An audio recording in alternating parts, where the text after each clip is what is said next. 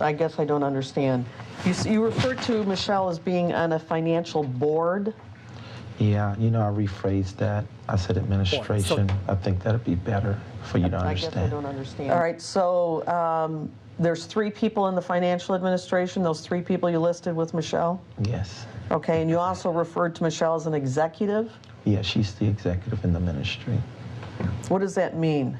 Well, she execute all the departments and make sure everything is running smoothly overall in all the countries and the states. So would she be the person that is supervising Deborah Frazier in her work? Yes.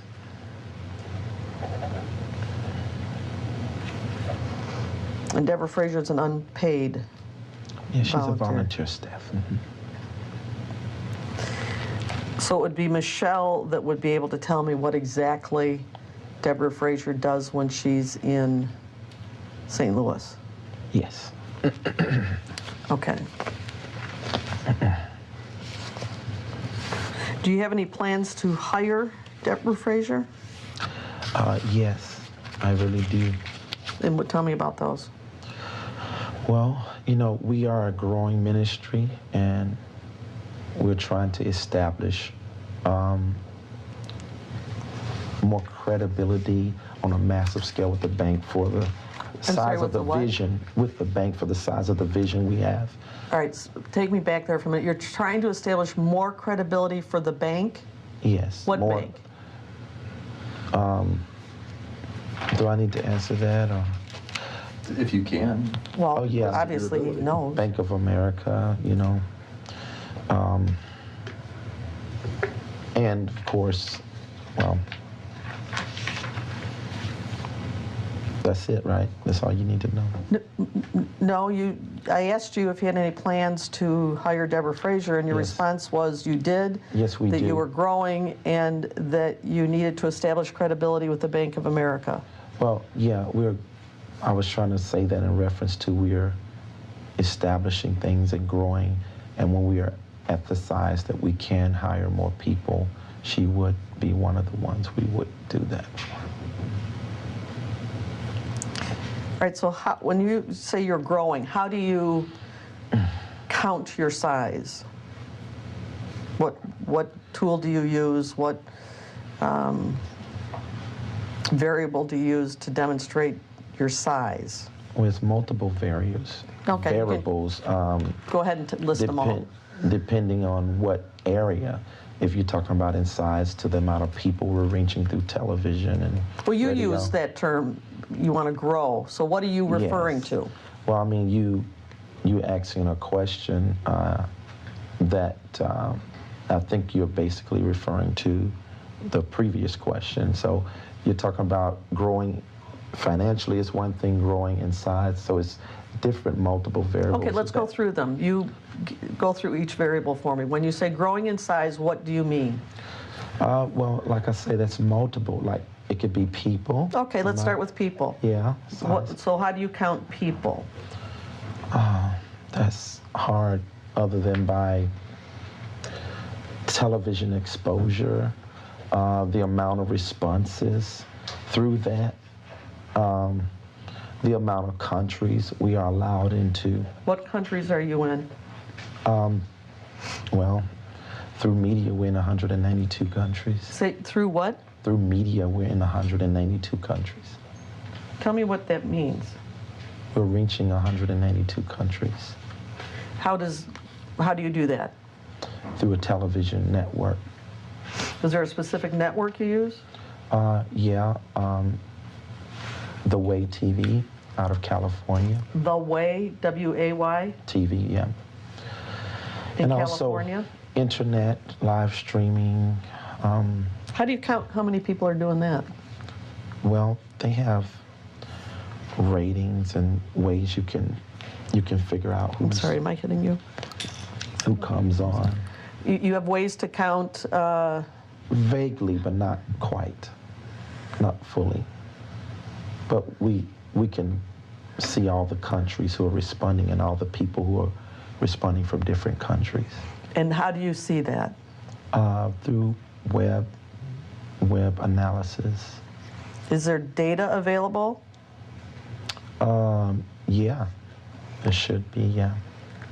There should be. Isn't that's not something you look at?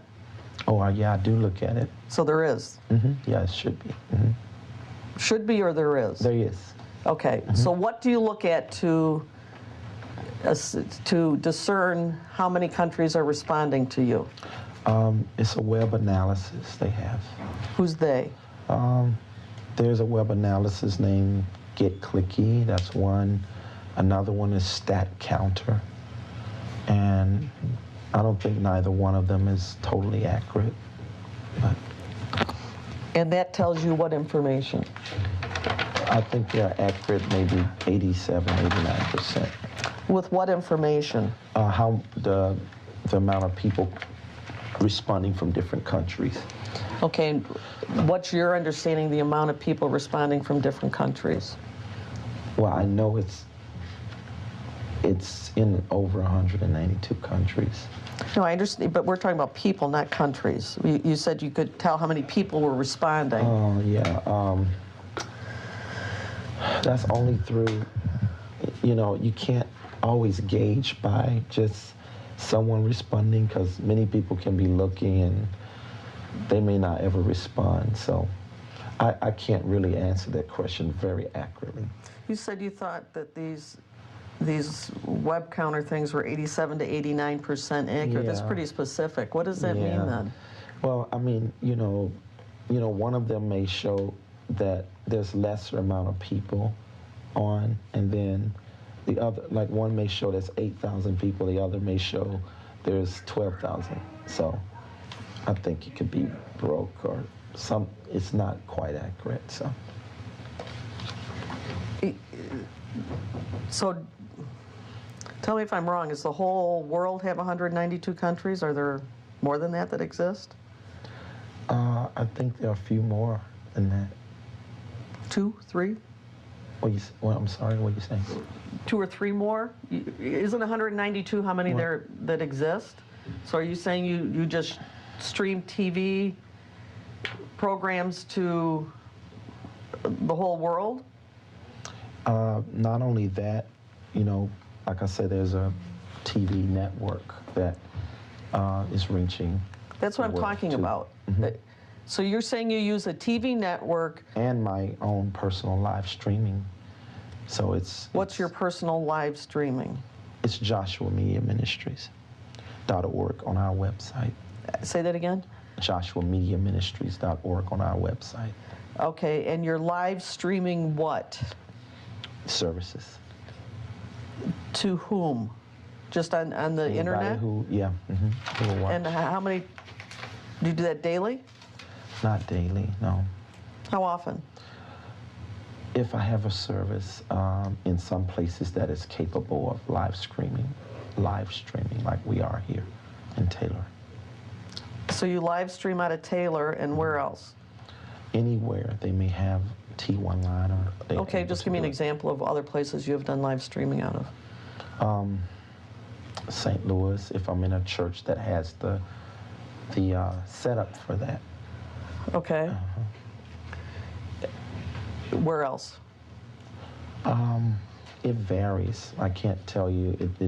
It just varies if that pastor or bishop has the setup for that. Well, just give me an example of a pastor or bishop or a church where you've live streamed out of, other than Taylor. Where else? It's been so many places.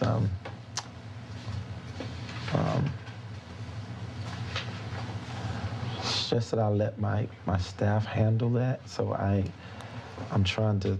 I don't. Well, don't you go to them?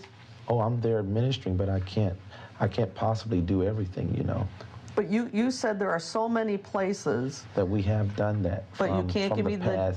Excuse me. Let me finish my question. Oh. You said there are so many places, but you can't give me the name of any bishop or church from which you have live streamed. Let me finish. Let me finish. Okay. So many places, but you can't give me the name or address of a church or a bishop that you have live streamed from? I just gave you one, but like I said, Which one? I'm not the one in St. Louis, Abundant Life Fellowship. Okay, other than that, Okay, but like I say, I travel so much and I don't know all the details. I have a staff to do that. If you want that later, I can give that to you. you can give me a list of the places you have live streamed. If that's relevant. Do you think it's relevant? Yeah, I'm asking the question. Okay, yeah. You can provide. The answer is no, I don't think it's relevant, but you can go ahead and answer the Okay. question because I have a standing objection.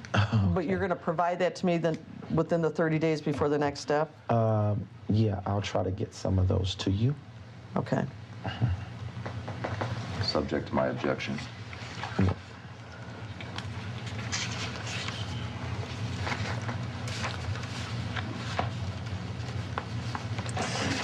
Now, when you live stream, you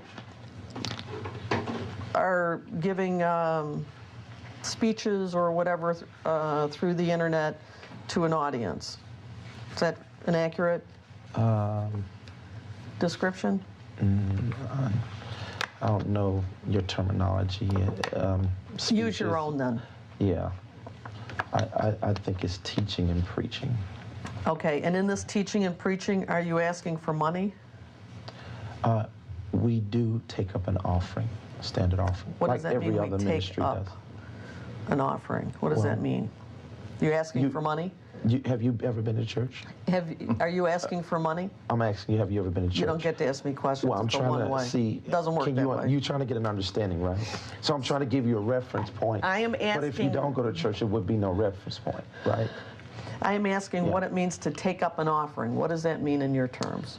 Have you ever been to a Billy Graham crusade? Sir, you don't ask I'm just me asking. questions. You don't get to ask me questions. Well, I mean, are you trying to understand what I'm saying, or I'm asking you to explain it. that's what I'm trying to do? Describe it to the best of your ability. Okay, so What does that mean? It means to have a time where people are able to donate freely to the ministry. And you ask them to do that. Is that accurate? Oh yes. Okay, and this would be when you're live streaming in Taylor?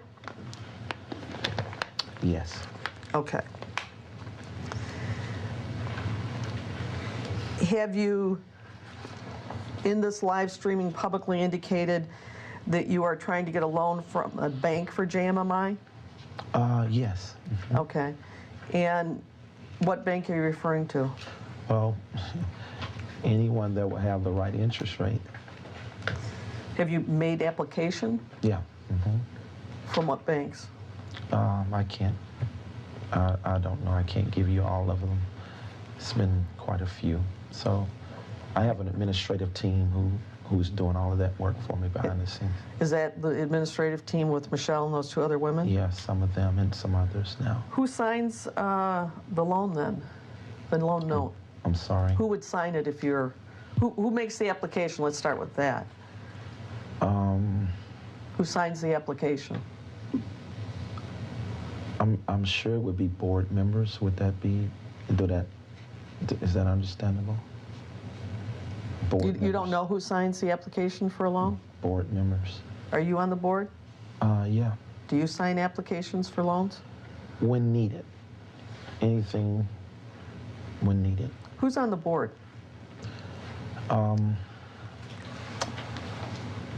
I have Michelle Brannon.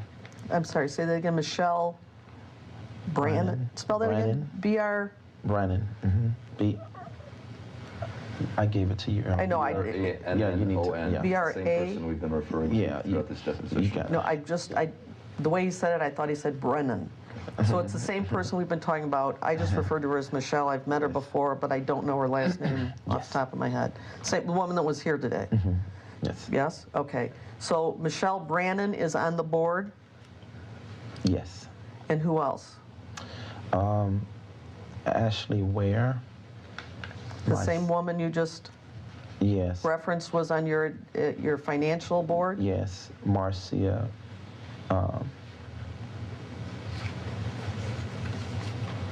Marcia. Marcia who? Her last name is slipping me. You don't know the last name of a member of your board? Yes, I do.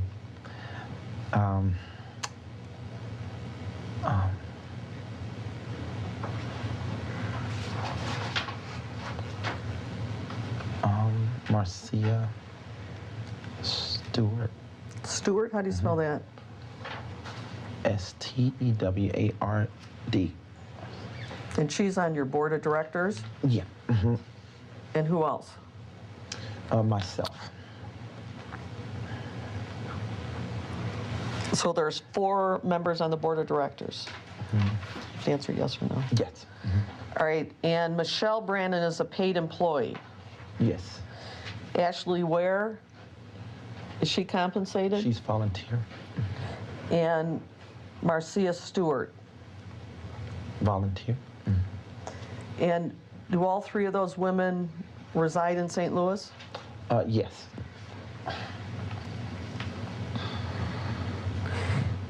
Is it possible that Marcia's last name may be McDonald? Yes, it is McDonald. It's not Stewart. No. It's not even close, is it?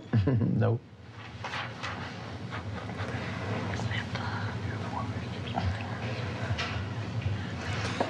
And you're saying that Marcia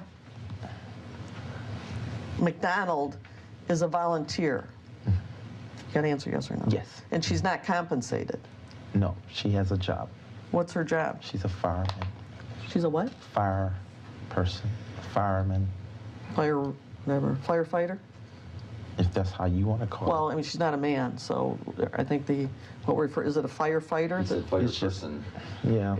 Is she talking about like a firefighter? You can call it whatever you want it. Well, no, I'm not going to call her anything. I'm just trying to make sure we're talking about the same thing. Yeah, I've already stated that. Employed by a city to fight Yes, fires. fires. Okay, do you know what city? St. Louis. Amazing.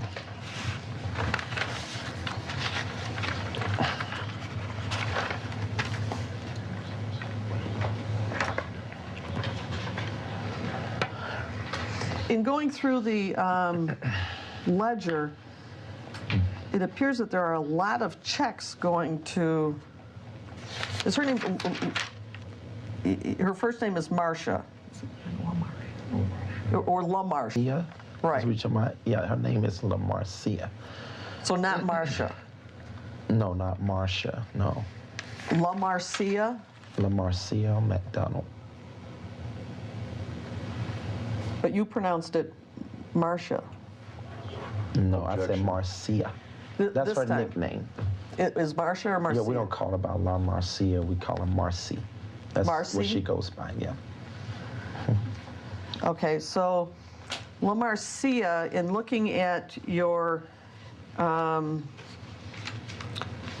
ledger, it looks like there are a lot of checks that are dispersed to La Marcia McDonald. Are you sure? Because I don't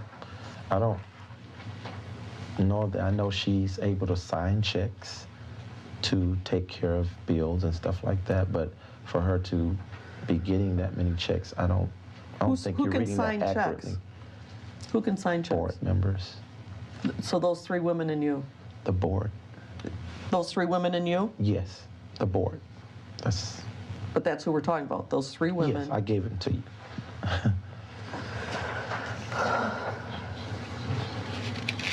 What is safe savings? Let the roads go in. Safe saving? Are you saying savings? Is that what you refer? S-A-F-E, savings. S-A-V-I-N-G-S. The only savings I know about is my account that I put money aside for the ministry to save finances, so we don't spend everything. Is that something that's referred to as safe savings? Yes, I guess if that's on there, is that on there? On No, the I'm report? asking you, if that's your terminology. Safe savings refers to The savings account. for, and what bank is that in? It should be Bank of America. Well, we got another bank too. What's the other one? Clover Leaf. Who's that? It's a smaller bank in Illinois. What city is that? Illinois. What city? That's a state. You know what? I don't know. I really don't. How did you end up at Cloverleaf? Through mutual connections with the VIP With the VIP? What does that mean? or the VP of the bank. I'm sorry. What's this person's name? Honestly, I don't know his name. Is this somebody that you have mutual connections with? No, my board has. Who on your board has a connection with the VP there? Michelle. And what do you use that bank for?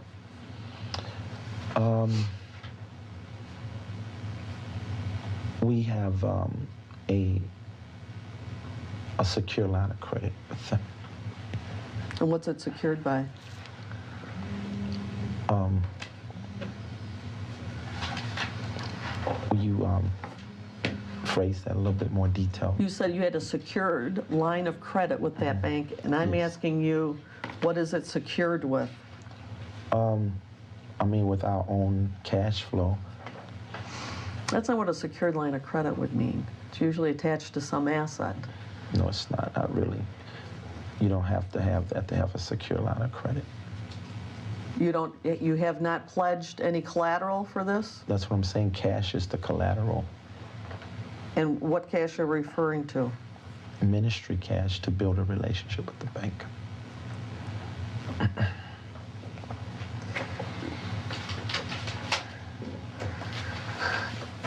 So do you deposit savings in this Cloverleaf bank? You know, I'm not sure. I have them taking care of a lot of things, so I don't want Who's to give them? you wrong. Like I said, my financial administration. All right, there, for example, on July 23rd, 2013, it says, I think it's La Marcia, McDonald, monthly safe savings, $3,567. What is that? That's putting money aside from the account as money flows in to save. But why is La Marcia McDonald's name referenced? I don't know. She's the one that takes the money and handles that. She's on the bank card with Bank of America. On the bank card? Yeah, with Bank of America. What do you mean on the bank card? Well, you know, they give you debit cards, and they also give you, the bank gives you, if you're a signer on the account, you can... All right. Good evening, everybody. Welcome back to another episode of Frontal Investigation. I'll be your host. You a pussy, Rich Holmes. And today we're going to talk about, and this is, first of all the survivors out there that have come forward and have gone on the record, it is not your fucking fault, okay? Don't ever think for 1 second that any of this is your fault, that you guys have done anything wrong. The gutter walrus is trying to blame everybody else, okay? And this is typical. This is typical of a fucking narcissist like him. Even faced with mounting evidence, all right, there's a court doc today, all right? It dropped. Thank Uncle Jake. He's been monitoring. Here it is right here. All right. I like how they say, oh, he's in a loving family, educated, middle-class Christian family. He's the fucking 7th of 9. Remember how, okay, 7th of 9 ninth children, right? He was at the end of the pecking order. We were talking about this. Where was he at in the pecking order of his family, right? Was his upbringing? Was he somewhere in the pecking order where maybe he didn't get enough attention? Well, this kind of answered it for me. 7 of 9? Yeah. The 7th of 9 children. Okay. But he comes from a loving family. Okay. Well, why is he such a piece of shit?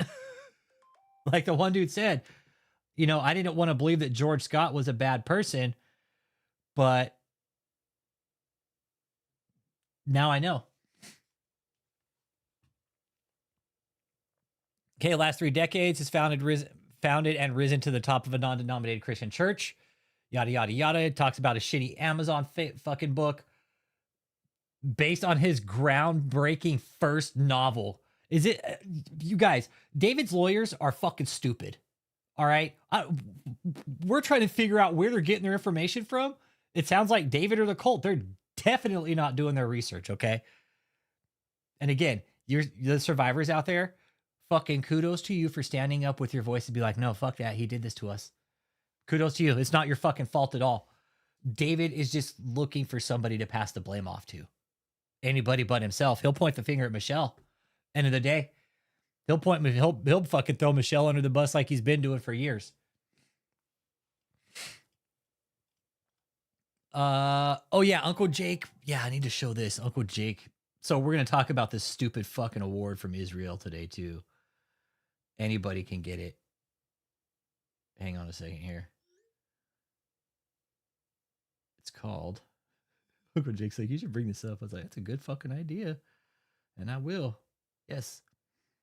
So remember how David was talking about that fucking Israel, that fucking tourism fucking thing or whatever? Anybody can get that. Okay? Anybody can get that.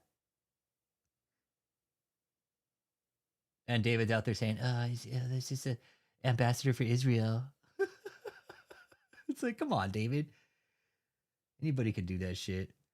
It's a total fucking sham. Like that whole thing that David was doing with this fucking ambassador, total fucking sham. And the guy he's doing business with was a sham too, Gazarovski. It's like 2 fucking scammers. It's fucking stupid.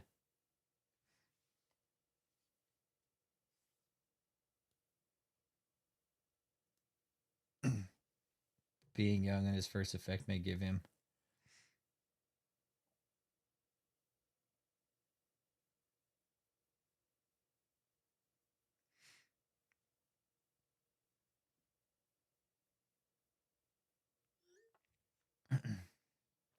Yeah, like he received an award from Obama. Like all these awards that David's got. Sorry, when was texting me. The awards that David got were all bullshit. I could get one of those, but the government took them away because they're that fucking bullshit. Okay. Mark Woodson.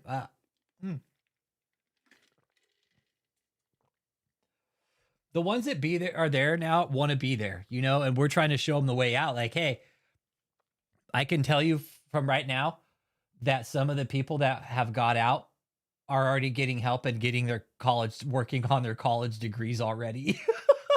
They are. This isn't bullshit, man. It's not. If there's survivors still there and you guys need help out, hey, all you got to do is pick up the phone. I'll show you the number to call here too. Give me a second. Give me a second. Right here. There's help out there for you guys. Right here.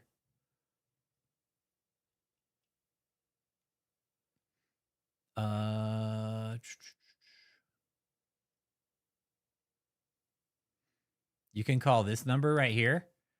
There's 2 numbers. You can call the main switchboard. Okay. You can call that number. Contact webmaster. No. There's also the hotline too.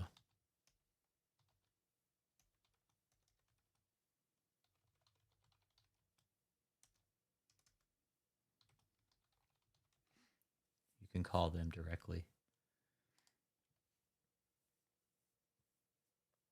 There's ways to do it. Okay. This is how we reported it. There's the main number right there. You can even text, look, 233-733. All right.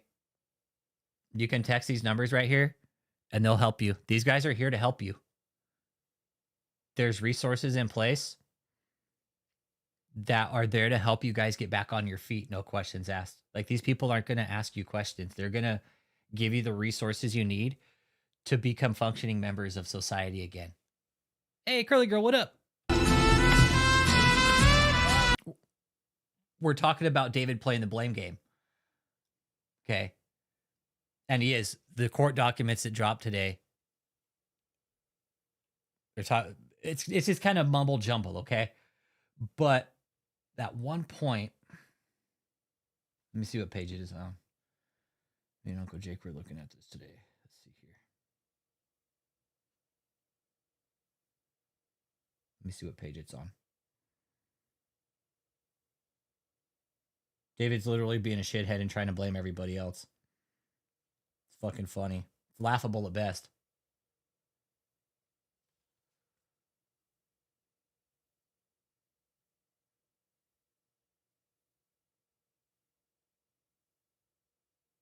Let's see. Okay. Let's take a peek here. Let me get down to it. That's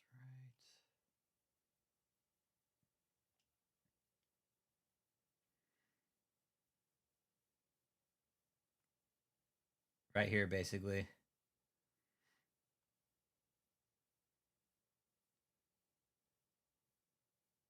Oh, and you know what's funny? You know what's funny is the prosecutor or the defense is like, oh, no, you know, they won't stop giving us evidence. It was really funny. The defense is like, oh, they won't stop giving us evidence either. You know, that's really, they keep just dropping evidence on us every week. So, you know, we don't want to have to do our job, you know, but they keep giving us more and more evidence. Okay, there's a lot of shit here to go through. Oh, yeah. Yep. So David is essentially the victim in all this, okay?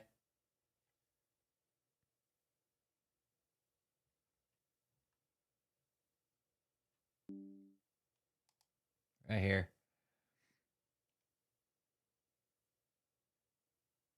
Look how they put in quotation the victim. Far from showing force. Yeah, but they're going to tell a different story. Just like the magistrate said, you know, there's two sides of the story. You're going to have your witnesses and they're going to have theirs. And that's not uncommon. It's not. It's not. But when the people that have been out get up on the stand and tell their story, oh my God. It's going to be jaw-dropping. It really is. To hear the stories, for the jury to hear the stories of what David did coming straight from your guys' mouths, it's going to be jaw-dropping. It's going to open a lot of people's eyes up to what these churches are really up to. Anybody that's just tuning in, welcome. My name is Rich Holmes. This is our community. And we're talking about David blaming surviving victims for his troubles. And that's exactly what this sack of shit is doing. It's exactly what he's doing. It's everybody else's fault but his, right? Because everybody else made him fucking do the fucking money laundering, smuggle the gold bars, sleep with all the women, send the text messages, the emails, do all the threats, buy all the properties, because everybody else made him do that, right? We all had a hand in that. We all told him, hey, you better fucking do this. He's like, yeah, sure, I'll do it. Okay, no problem. Yeah, it's everybody else's fault but his. The one man that has yet to take blame is himself. He won't fucking man up. It's all everybody else's fault. And the defense is super bent.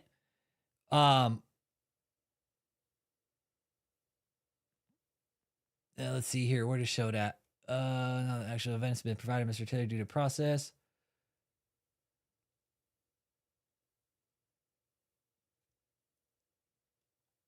Let's see. Where's it at? I'll just tell you, the defense was pissed that they keep dropping evidence on him. The defense is pretty pissed that that the prosecution keeps dropping evidence on him. Like, hey, we have to do our.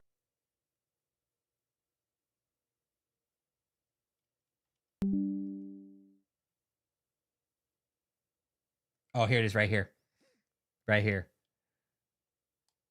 As if this writing, the government continues to release discovery on a rolling basis. He's like, hey, stop doing that. Owie, don't do that to the defense, okay? Because You're making us do our fucking job. Hey, Deansy, what's up? All the way from fucking Ohio.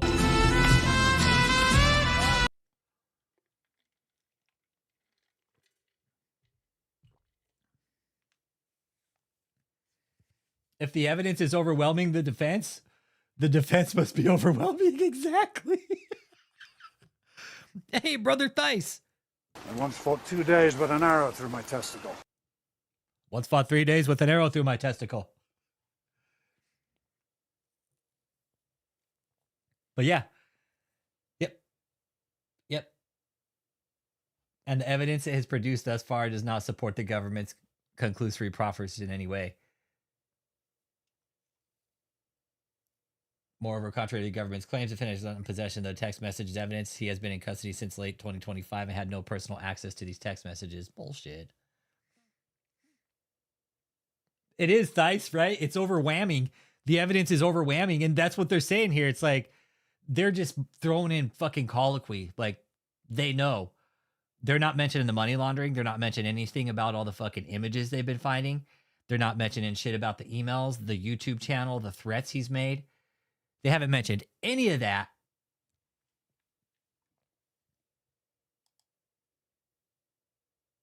And talk it will, there's many. I agree. And I think the closer to trial we get, the more people are going to start coming up and saying, yes, this happened to us. And you guys should. We're here to encourage you. If there's anybody out there that has, and I hate to say it like this, but if you've been victimized by this cult, go to the FBI.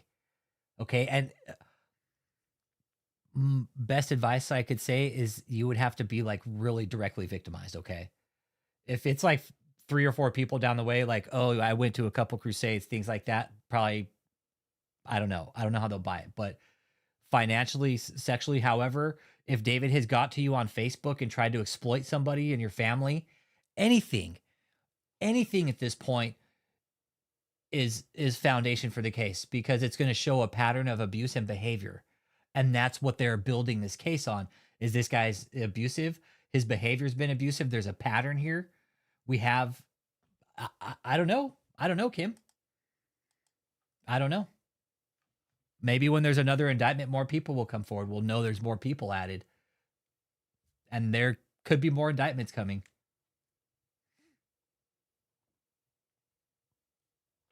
Exactly, Freeman. That's what I would do, bro. I'd be playing a long-ass game of chess, dude. I would.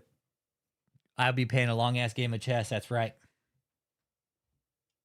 But we know about what David had, man. I don't know shit. It's like they gave him a fuck. Dude, they paved a pathway for him. They're like, hey, we're going to go ahead and just lay the whole foundation for you guys. Hey, just all you got to do is find my phones. You'll find everything out.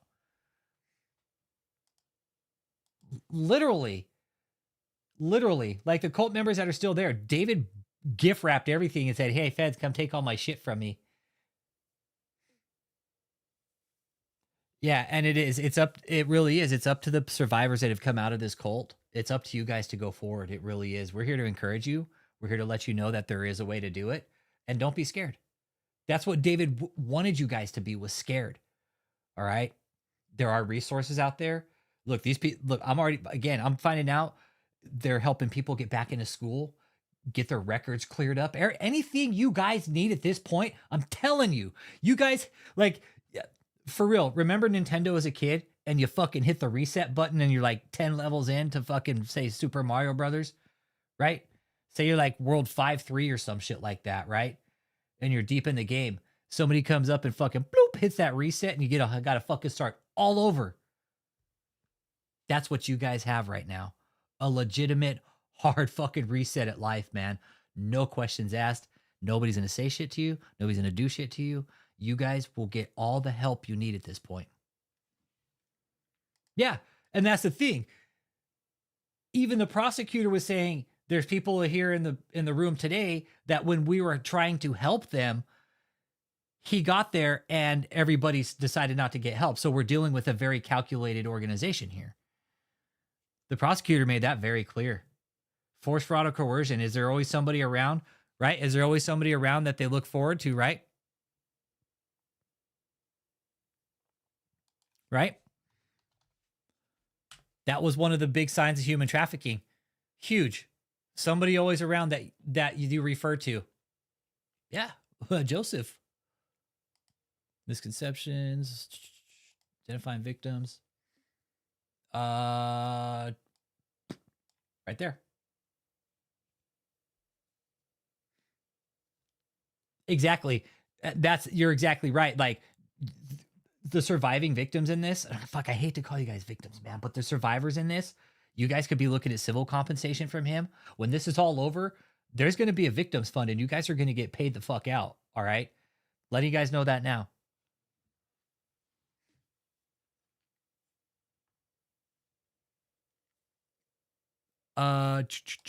Yeah, right here.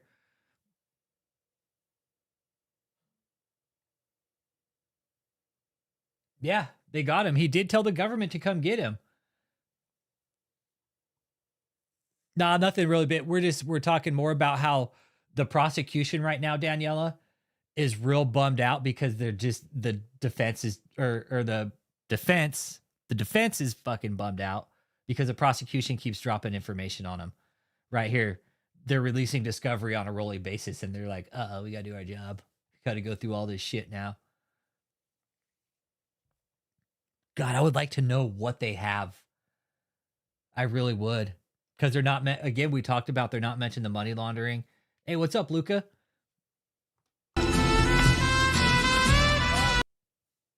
Exactly. David's money will go to all the survivors of this cult. Absolutely. Yep. There will be a victim's compensation. That's how the courts do it. I don't know how much it will be. Not my business, and I don't want to know. But there typically is a compensation for it. Yep. Yeah, cult members, look what Kim Chamberlain's saying. You don't owe your allegiance to a lie, even if it made you feel comfortable. David lied and withheld information from you willingly. He lied to all of you guys. Did all you guys know that he was sleeping with all the women there, or did you think he was this great apostle just really in shutaway? Did all you dudes know he was out there fucking doing that, or what?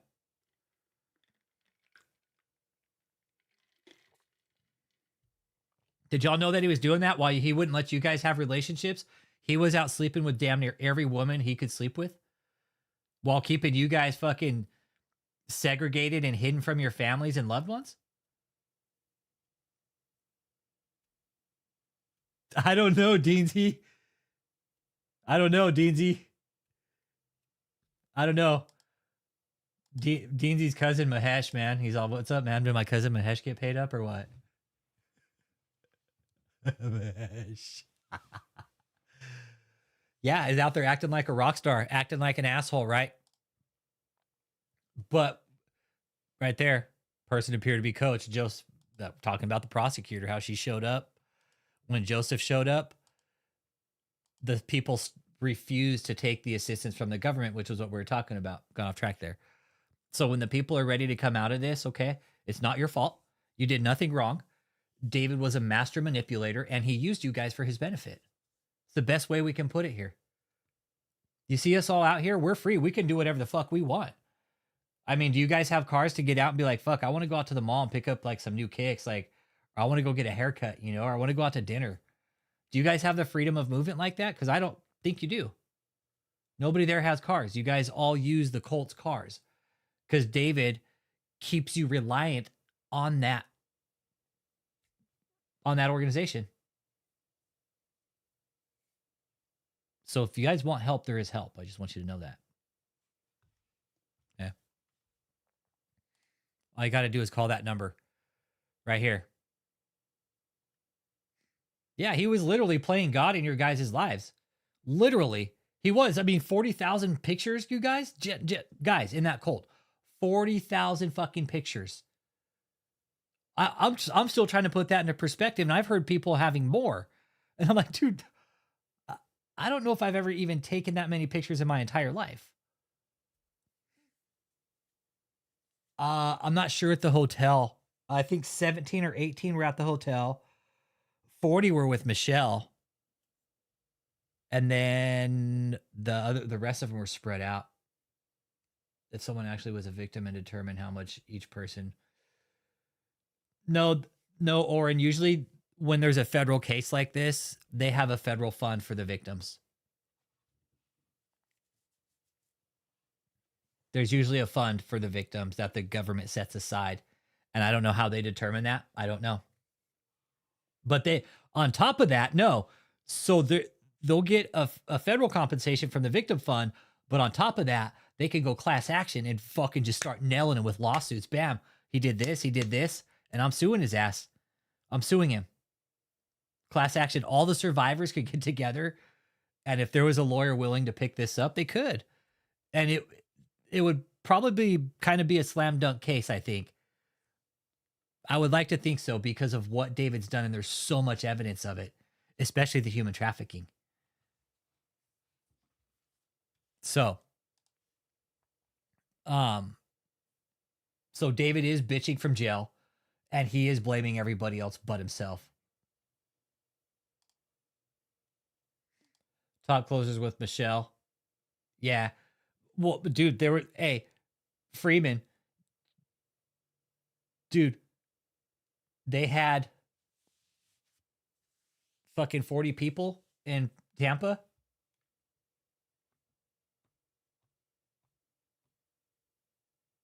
Yeah. They had 40 people in Tampa. I know Kia was there. I know Matt Gibson was there. Who else was there? I don't know where Jenny Janiak was. I don't know where she was.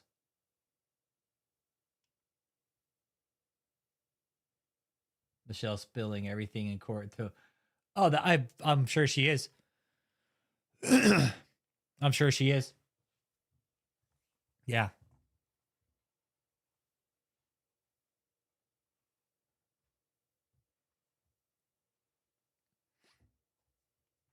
But this is David, you guys. We knew he would do this.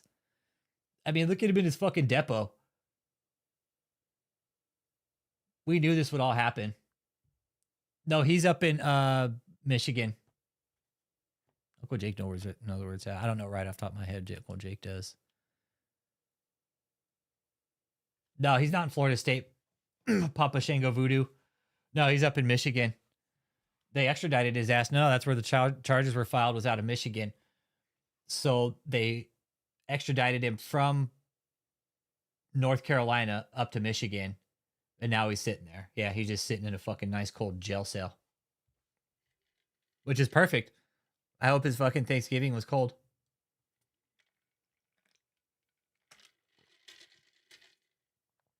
Yeah.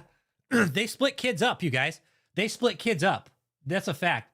Kids to Michigan and St. Louis, separating them from parents. Yep. Yep, exactly right. Yeah, dead on. Fuck. You can't, oh man. And you know what? There's going to be proof of that. There's going to be proof of that. There's going to be proof of the splitting up of children. There'll be proof of the movement, because that's just how it's going to be.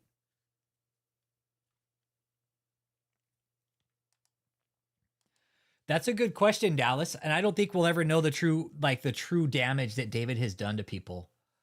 I really don't. I don't think we'll ever know. Like, you know how they say there's generational curses?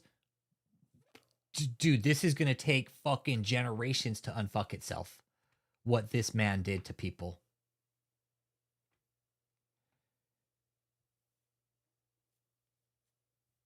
Oh, Joseph went underground, dude. Joseph probably just turned into a fucking bum. He's like, I'm just going to go live on the street. Then nobody will ever find me. That'd be best for him. Go be a fucking bum somewhere, because Joseph, I don't think you're out of the blue yet, buddy. You're not out of the blue yet, man.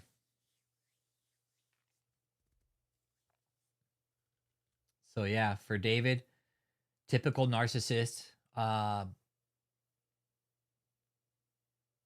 Expected. Yeah.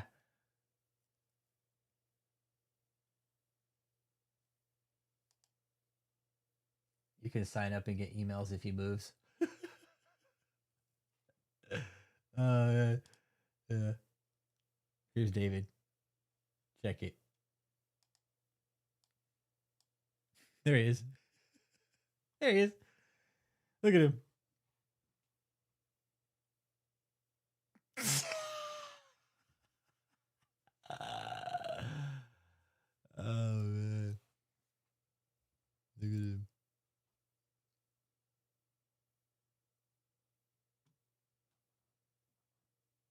Dude, look at his hairline. Oh, God. Oh, man. Oh, he will. No, you're right. Joseph's going to be named fucking multiple times. Absolutely, for dishing out abuse. Yeah, absolutely. You're dead on. No, Joseph's going to be named. The prosecutor already said, like, one of them sitting in the courthouse here, right here. And he fucking, like, encouraged those people not to take the help. Yeah, this image sucks. This image sucks, man. The very first one we got of him was the best. That was probably the best one. And then the second one where he had, like, the fucking Bozo the Clown haircut. Because, I mean, Uncle Jake just plugged it into AI and it just did beautiful things with it. I mean, it really did. It did things we never thought, like, possible. Dude. He probably got made fun of with his fucking haircut. What if he's got cornrows now or something? He's gonna come out with cornrows or something. Yeah, prosecutor named him. Yes, she did. Yep. Yes, she did. Well, text messages. Let's see. When his lawyer obtained these texts, defendant acted in a timely fashion. Court aware of the existence of a wealth. So they're saying, hey, we have a bunch of text messages that, you know, contradicts the government's proffered claims. But what about all the ones that say all this shit right here? And what about the fucking people we have coming forward that are going to fucking testify to this? What about that? Oh, don't worry. Hey, don't worry, Dallas. Hey, Dallas, don't worry. They'll get him. They'll get him. It's just patience, bro. Like, dude, Joseph is now fucking hiding. We haven't heard, seen, or fucking heard. It's like Joseph fucking vanished like a fart in the wind, bro. It's like David farted and Joseph vanished. It's like, pfft, oh, there goes Joseph. Fucking vanished. Gone. Joseph's another key in this, man. Joseph's another key in this. He's been in there fucking long time. He's seen a lot, done a lot. He's probably taken a lot of abuse from David as well. But at the end of the day, Joseph was involved.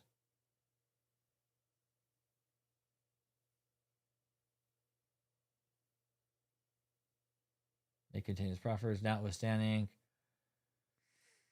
Evidence continues to arrive with every slow walked discovery submission and provides additional new evidence for this court to consider. Look here again. Look, here's the fucking defense crying. In obtaining text message evidence while Mr. Taylor was in custody, the new evidence to reconsider the detention order has slowly come to light. This new evidence continues to arrive with every slow walked discovery submission and provides additional new evidence for this court to consider when it reviews a government proffer that was full of emotion and conclusory allegations. Assholes.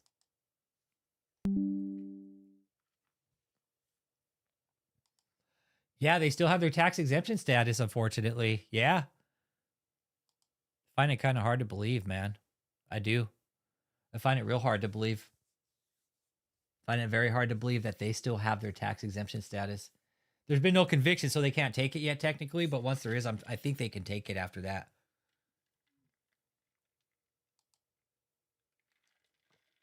Yeah, smash that like. There's 58 in here. Smash that dislike, too.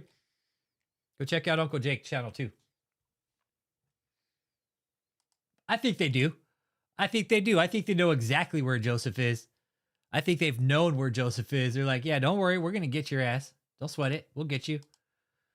We'll get you. Hey, yo, what up, fucking 54? G'day, mate. Let's put another shrimp on the barbie. Well, that's the thing. David did all this, and David kept track of the money.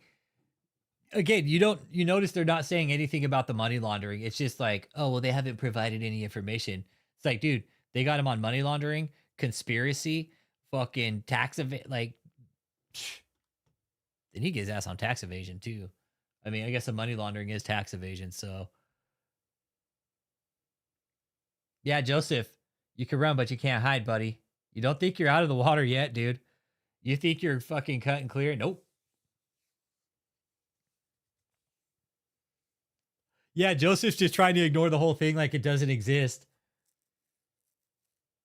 God, that's got to be a shitty just existence to live after.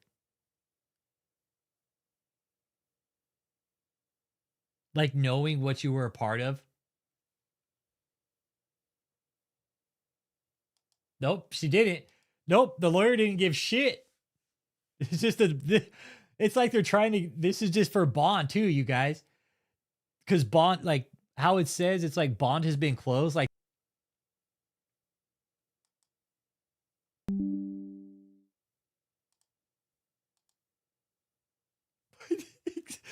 exactly, Daniela. It's the weakest defense ever. You guys keep dropping incriminating facts, and it's fucking devastating to our case. Oh man, exactly. And the defense is probably like, "Hey, will you guys stop doing that to us?" And they're just trying to get him out, so that the bond hearing's been done, right? So again, like the way it reads, it's like you have to have a good reason to re-examine a bond hearing, and they haven't provided anything.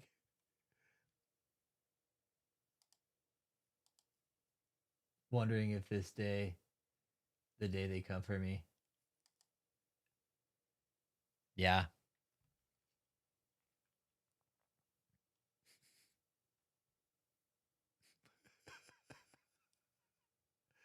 Yep. Yep. Where can he live? Where can he stay away from crime? Where the government approves. And they haven't, exactly, Uncle Jake, they haven't provided shit to the government. Okay, where's he gonna live? Well, he can live here. Okay. Advertising a class action against JMMI. They like to advertise, get the word out, more people in suit. Yeah, more people in the suit, more money for the law firm. Yeah. More money for the lawyers. Yeah. Bigger payout for the lawyers. Yep. Yep. Lawyers get paid in the class action lawsuits.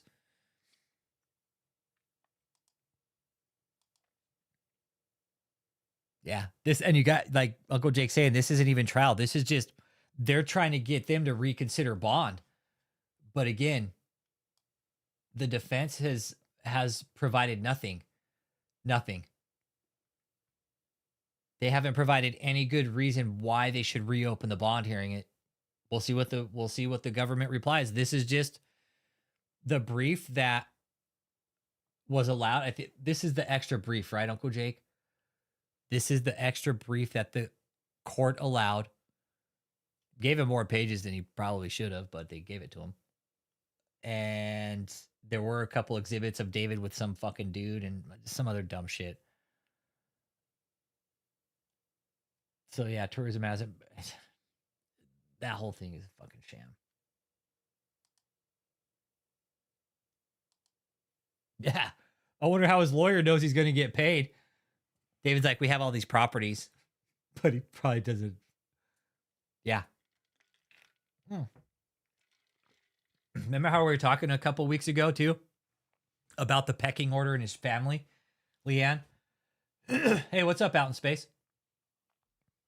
How we were talking about the pecking order? Yeah, this is a rant filing.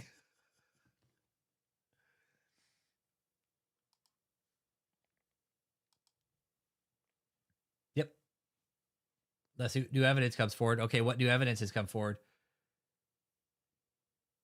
So basically, the defense has to produce evidence that says David will show up, because how does the judge say it? The magistrate, the assumption is you do get detention, not that you don't, that you do. And the defense has to present the evidence saying why you're not a danger. Yeah, he felt he was fucking invisible. He had to be an asshole. Exactly. He had to be an asshole. It's like he's gonna ask the judge to go back on his bond, on his initial bond. The judge is gonna be like, no, I told you no bond. No bond. I'm upholding the ruling. But what makes you think I've changed my mind with no evidence? You haven't brought me any evidence. I'm not gonna change my mind. No reason. The judge probably gonna look at him, denied.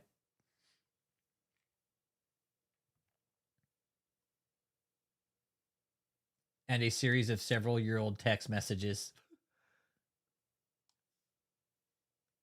Yep.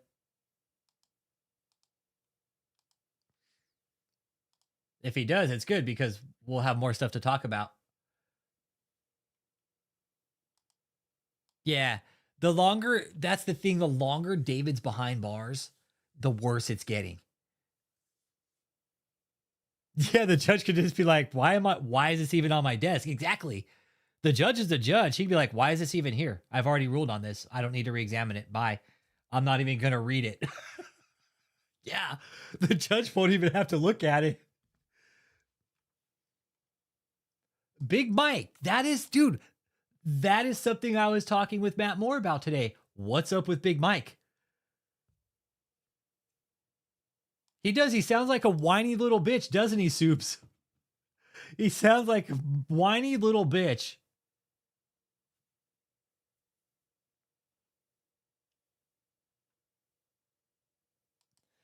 You know, I was just texting with Chris Vandermolen about that.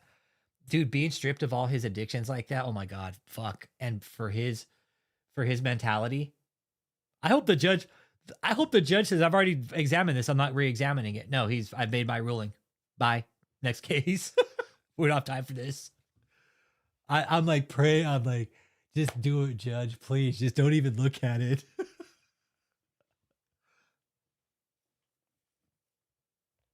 But yeah, as far as Big Mike, man, dude, she was supposed to have met some conditions of bond here within the last week or two. And I don't think she has. I don't think she's got out from underneath the cult. I don't. I know exactly. It's like, hey, nothing's really changed. I mean, David was always used to just sitting around in his shitty underwear all day. He could still do that. Just he's behind bars.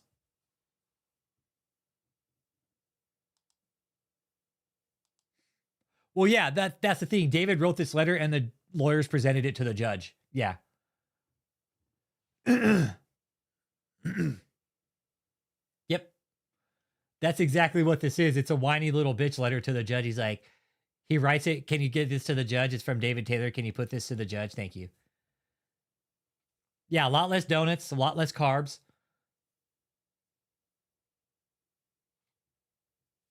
Yeah. Oh, that crime when I was locking people up. That's old crime. He's better now. Yeah, man. It's really unique how they're trying to justify this. Yeah, absolutely. Yeah.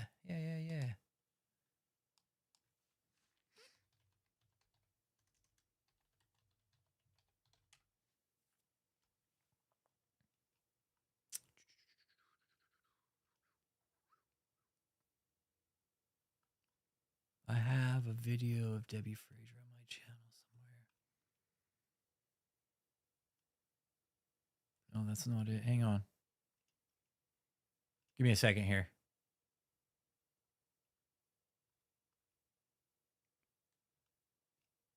Debbie Fraser.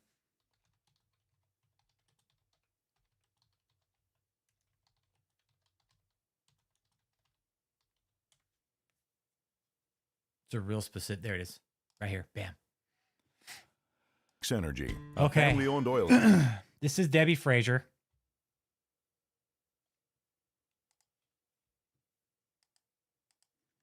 Okay. This is Debbie Fraser. Okay. This is where it all started. This is where it all started because Debbie gave up her fucking divorce settlement to Rick. That is what this is all over. Just watch this for a few minutes, okay? Watch. And I want to share with you what took place in my life while I was married to Rick Allen Fraser. He is my ex. I'm no longer married to him, and thank God. But I also want to let you know that videos that you have seen that my daughter Catherine Alicia Fraser has put out on Facebook and also on YouTube, that is the absolute truth. You really need to listen to those recordings and grasp what is really captured during the videos and the recordings. and to hear her heart. And at the same time, I want you to hear my heart today. I come to you as the ex-wife of Rick Allen Frazier, someone who perpetrated himself to be a Bible scholar who wanted to marry a wife, settle down, have kids. It was anything but that. I remember even on our honeymoon night that things were not right. And if I had known then what I know now, I should have just run the other way. But what happened was that I did marry him. We went on our honeymoon. We settled in. We did have kids. And I found out later on during course of events that he was a very high-functioning alcoholic. And along with that came someone who was very verbally abusive, physically abusive. I remember even to this day, he would do it. He would pinch me in places that nobody else could see, but yet I knew it. And he was very controlling. He wanted to coach me and tell me what to say to people in certain situations. He didn't want me to have friends outside of the house. He just wanted to control everything I did. And to do that, he would keep me at home. Like, he would give me things that I wanted.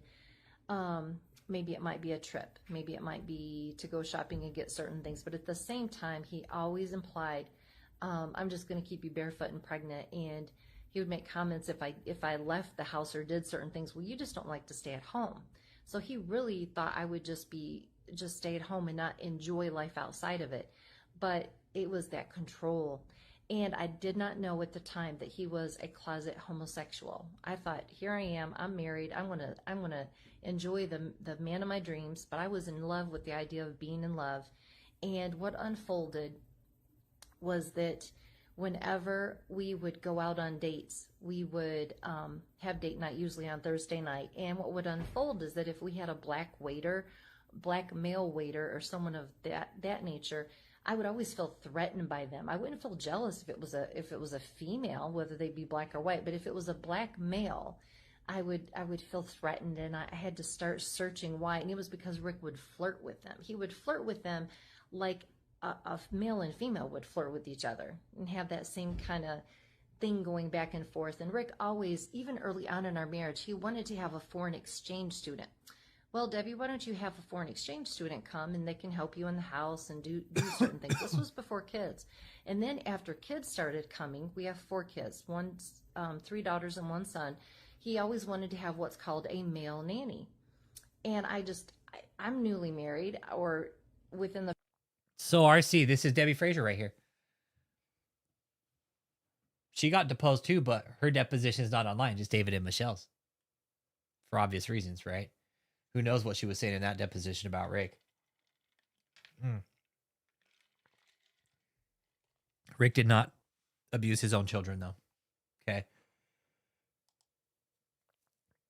I'll fucking stand behind Rick on that any fucking day. Rick Frazier, if you ever watch this, I got your back on that, dude. You're a good fucking dad, dude. I know that. I knew that from the first second I was talking to you. You're a good fucking dad, and I know you took care of your kids, man. The reason I kept these videos up, Rick, was to show what David was doing and the manipulation tactics. Merely. That's it. Rick, the FaceTime we did, dude, let me tell you something, man. This isn't anything personal with you, dude. It's not. You don't fall under you don't fall under clean hands doctrine, that's for sure. Okay, because you were doing some shady shit too. Right? Just not as bad as David, clearly. For sure didn't abuse your kids, but this was to show these were coached videos, Rick. These were coached videos. That was real fucking clear. And this was to show what David was doing to these people. This was for research purposes only. That's it. It was to show what one man could do to a person. These were all coached videos, Rick. I know they were. Overall, Rick's a good dad, you guys. Rick's a good dad. He worked hard for what he had. He did well for himself, man. Got to give it to the guy. It's like look what happened. All because of what? $1 million? 10%? $100,000? All because of $100,000? You know what I mean? Now David's sitting back blaming everybody but himself. This whole note that got dropped today in the courts.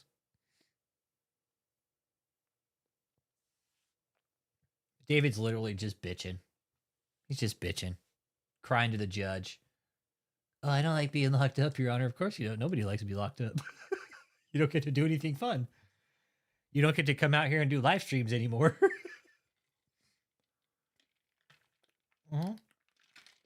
Forcing people to do public statements is a cult strategy. Absolutely. Oh, dude. Holy shit, bro.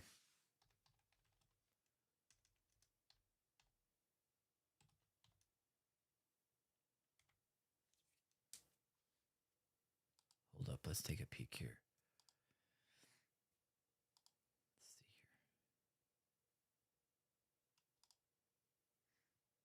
To say that, you know, and I shared that with my family. Perfect example. I said, I've got to be a part of this, you know, I have to go.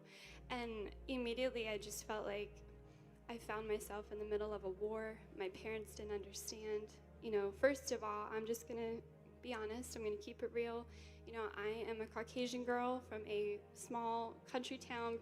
This is who David was found with, was with her. Predominantly white town. You know, and here I am saying that I want to submit under, you know, what my parents would say a black man's ministry, you know, and I found myself battling that racism. You know, they were not able to see, you know, what I could see through this ministry.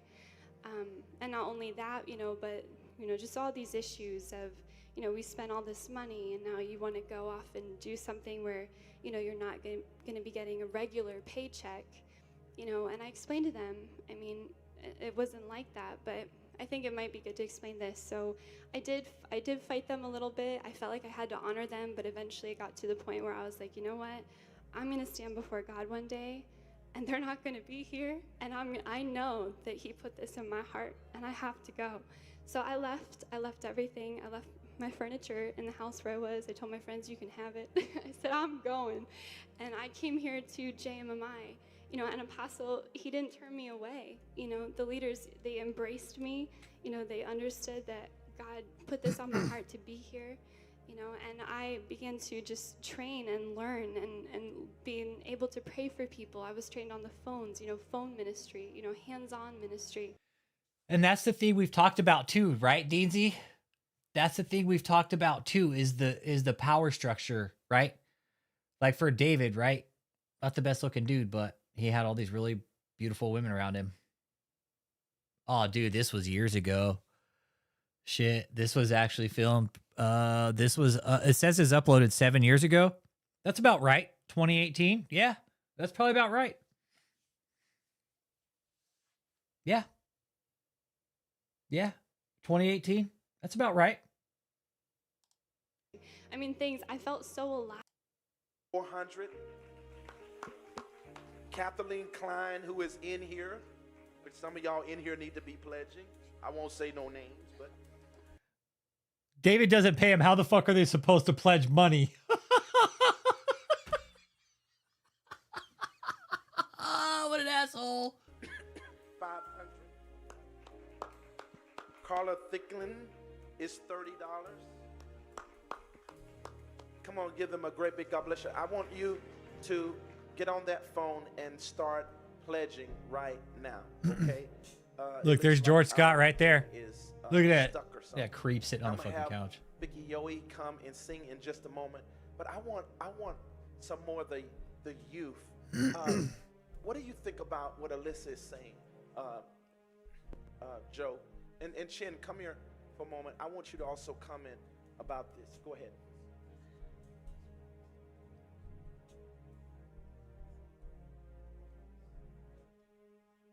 We need to get more handheld mics.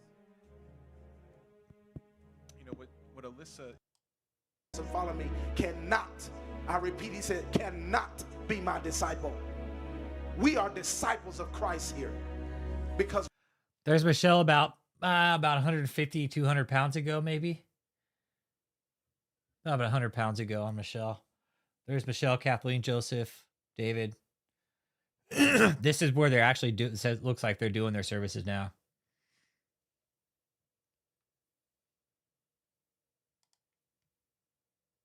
multiplication with wealth. The fine gold. Michelle, do you have anyone yet? Okay, so this was upstairs. People were sleeping in this fucking place. No, Scott hasn't been indicted, Frank. No, unfortunately. He could be. That fucker disappeared too. He's like, I'm out of here. Joseph and George Cow are like, deuces. Take care, David. We're out. Late.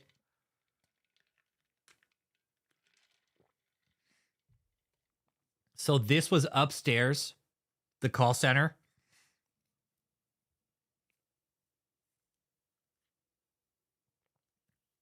And this is where they work. Yep.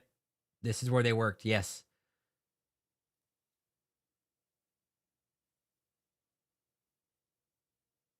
This was part of the operation. This was the money grinder when it was up in Taylor. This is what they were doing.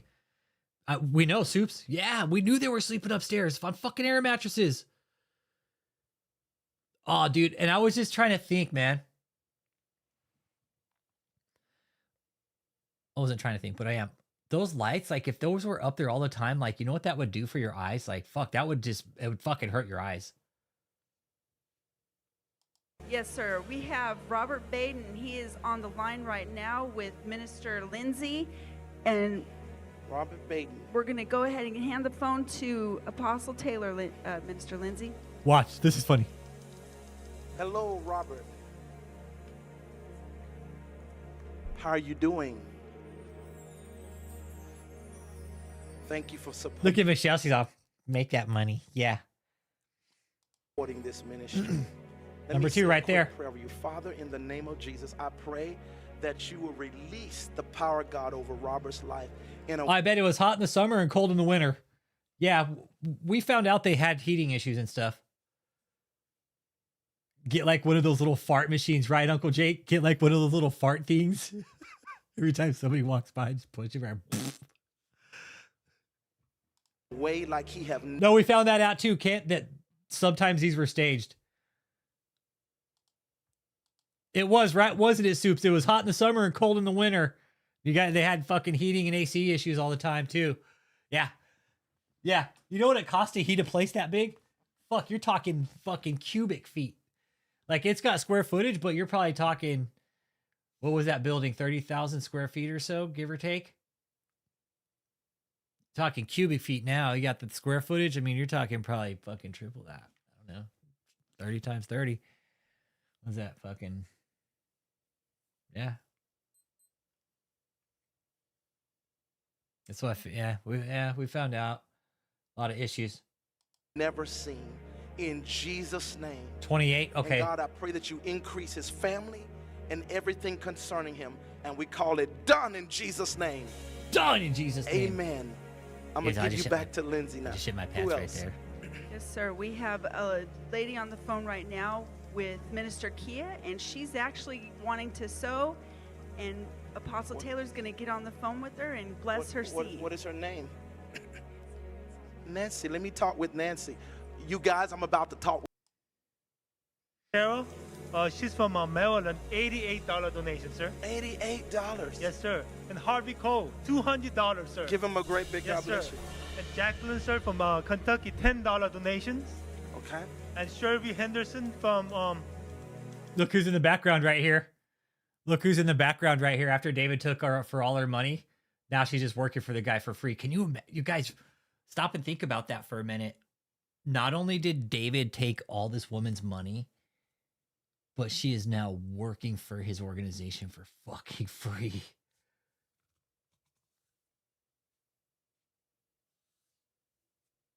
Insanity. Insanity. I can't even imagine to think living a life like that. Think about that for a second. He took all her money and basically fucking marooned her in his cult. That's what David does. He maroons people in his cult. He like fucking just gets you in and just leaves you hanging. Fucking leaves you there. Doesn't ever talk to you or see you or just does these shit videos and comes out and talks more shit than he does preaching. Facts, David. Ohio. Ohio, sir. $3 donation, sir. Yes. And we have Tracy. She's from Delaware. Delaware, $10 donation, Newcastle, sir. Delaware. Yes, sir. Matthews. From Ontario. Yes, sir. Canada. $15 donation, sir. Yes, sir.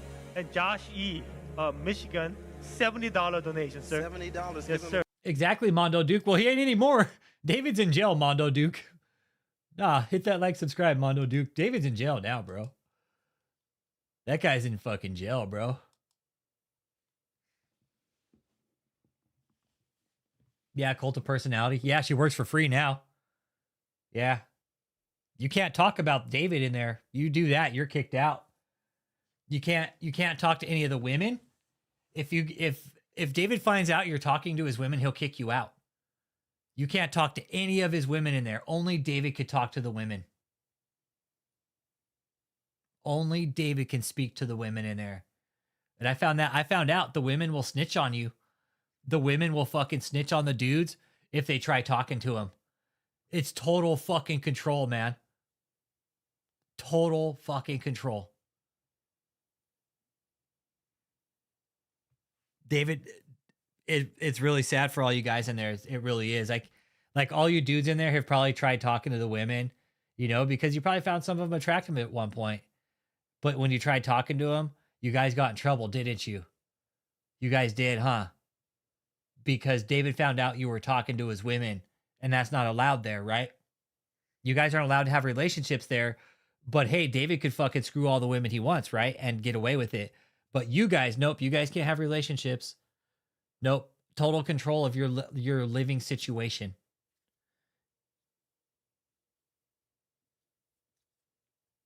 That's what he was doing. That's what he was doing. And the cult member's like, those are fake documents. It was all those photos. Those were not inside iCloud. The government put those there. Yeah, sure. Sure they did. 40,000 photos? Yeah. Mm-hmm. Yep. Yep. Yes, it is, Soups. Yep.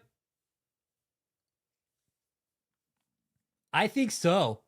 I think his jealousy probably ate him at times. You're right, Mondo. His mindset is everything is his. Now, what we're talking about tonight, Mondo, is he's in jail right now, dude. He's locked up. But David is basically writing. This is a letter, pretty much, to the court. Okay, this is David right here. This is David right here writing this fucking letter.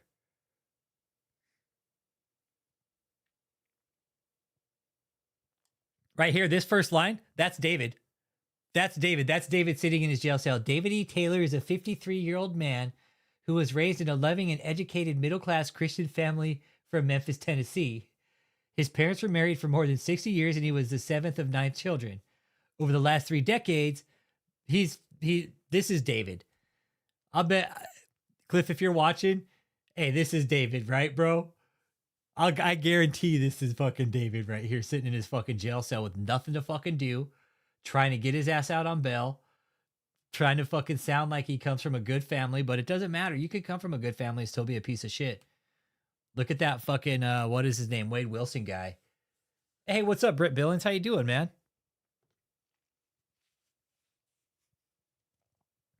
You said it, man.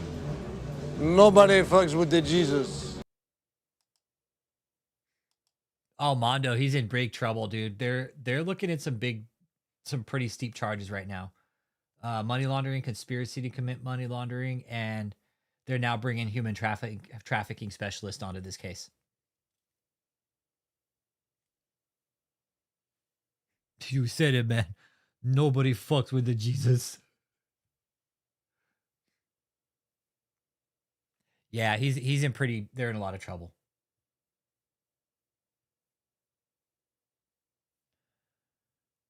Yeah, Soups told me that a few times. Soups told me that. He does have an unblemished criminal record, but he has an unblemished criminal record because he's been doing all this shit. He's been hiding behind the church. Yeah, I think with David, when they found out what David was doing, it's going to start opening the door in a lot of these churches, and they're going to start being investigated.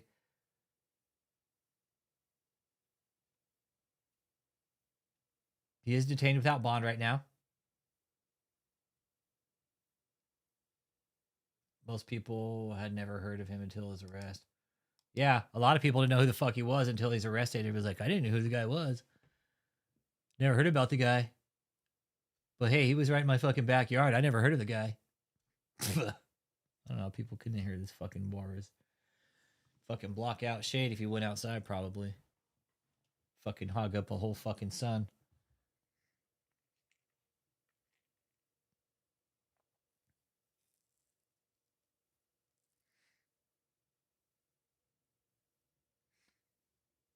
When he did his grifting on stage, unbelievable anyone would have put up with that.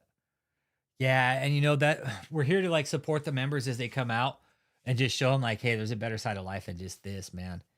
You guys want to stay there? Hey, cool, but there's help out here on the other side, and we know what David did to you guys is fucked up. I mean, if they want to stay, that's their business. But we smelled something bigger. There was criminal activity going on. That's the problem. I mean, money laundering and conspiracy to commit fraud and shit like that. Dude, they were hiding money from the fucking government. I mean, money laundering is a crime.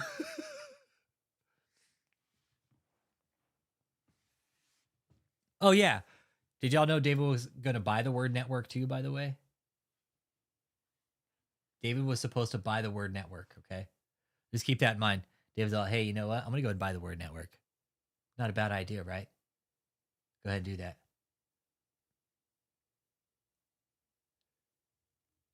His high pressure offerings. No, he just did everything online, Mono Duke.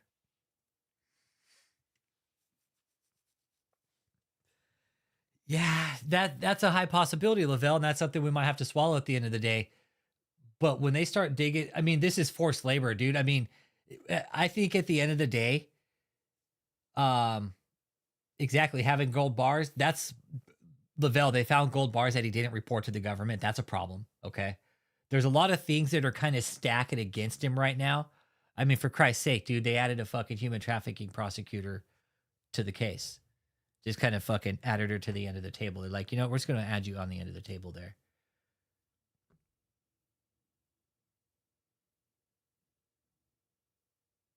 And that woman, dude, Lindsay Roberson, you know what this woman's going to do? I can't wait to see it either.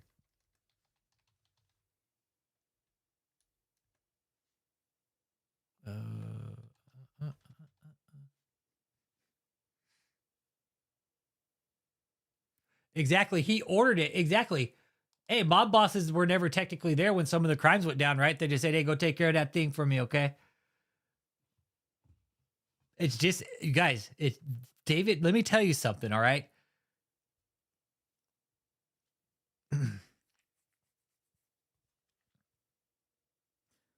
David has pulled a fucking play out of Nazi socialism by doing this. He pretty much cleared himself of everything by not signing paperwork. Hitler did the same fucking thing. He made everybody else do it.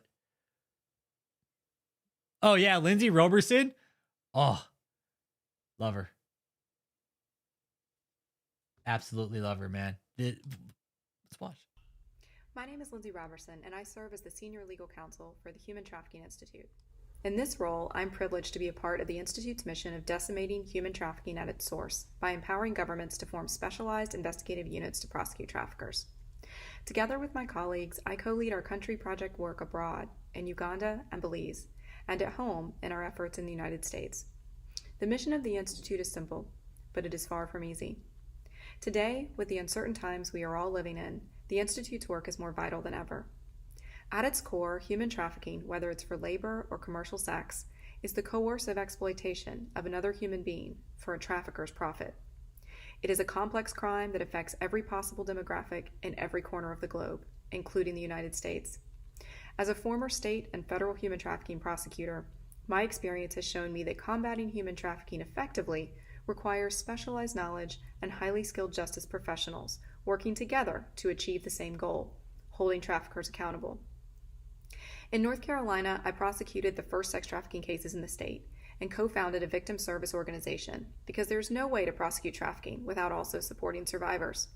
At the Department of Justice, I learned that traffickers tailor their methods of coercion to exploit specific vulnerabilities of their victims, and that it often takes a skilled practitioner to prosecute a crime that can so easily be hidden in plain sight.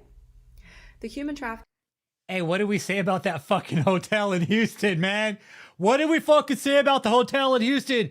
It was hidden in plain fucking sight. Right out in the fucking open.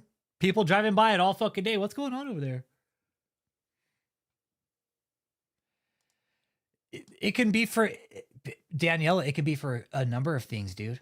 It doesn't have to be for one or the other, bro. It could be for fucking sex, labor, fucking drugs, drug mules. Dude, it could be, it does not have to be for one thing or the other. And I think it only has to involve forced fraud or coercion, or forced labor does. Forced fraud or coercion, I think, is what forced labor is. There's so many unique dynamics to this case, man. Like what he was doing, he was moving people across state lines for financial gain. They knew he was running a fucking fraud. Oh, she's gonna come to fucking court with a fucking Coke Zero and fuck David's day up. Institute was founded by bringing together a team of subject matter experts, including former prosecutors, agents, victim service specialists, and researchers who work to empower the governments of other countries to build their own specialized units that allow them to stop traffickers.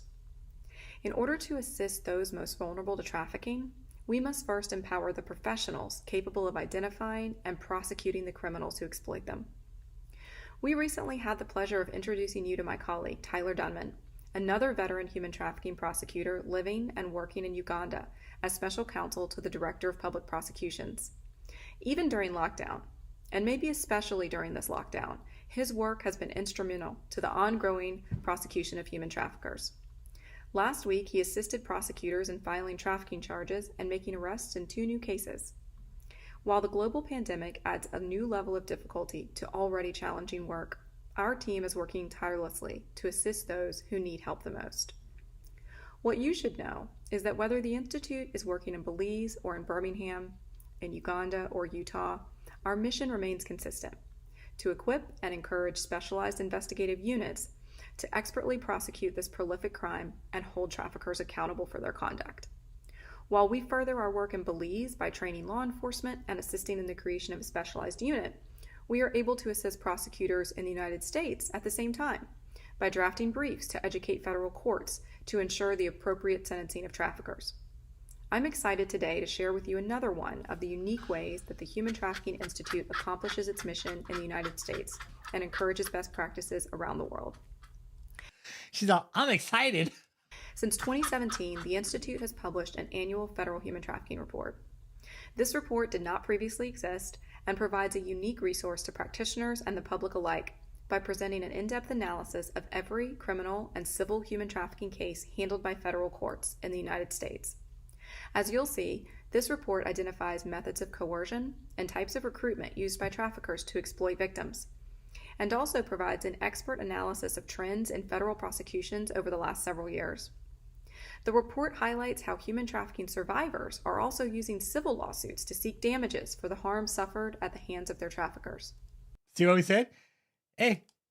We hope that the 2019 Federal Human Trafficking Report serves as a valuable tool for those seeking to improve the ways that we combat trafficking in the United States and around the globe. By learning and sharing our work today, you are helping decimate human trafficking at its source, and we could not be more grateful for your support. Dude, Lindsay Roberson is just going to completely fuck David's day up. Oh my God. Yeah, that's what I mean. That lady's all, I'm excited to tell you about the Human Trafficking Institute and what we're doing here. Like that lady lives and breathes like human trafficking. That's what she does, man. It's like we lived and breathed David. She lives and breathes human trafficking. She'll fucking destroy David. David was real calculated where he set up shop. He was real calculated where he set up shop at. Right along major freeways, arteries, major highways. He had the means, and the money to move people. He got those big Sprinter vans, broke everybody else's car. Get in with us, we'll take you.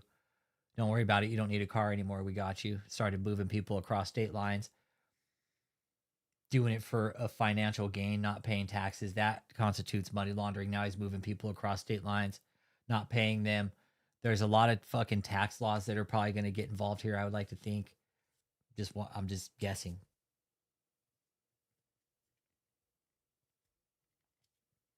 But the tax laws that he's broken here, fuck, man.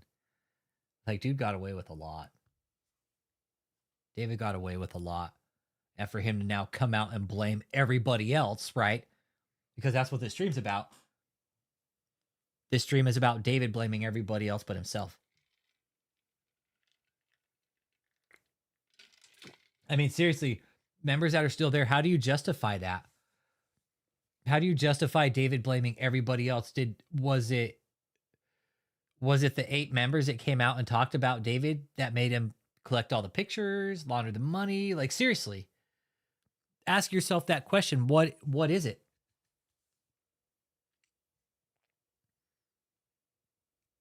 I'm not an evangelist, Cynthia.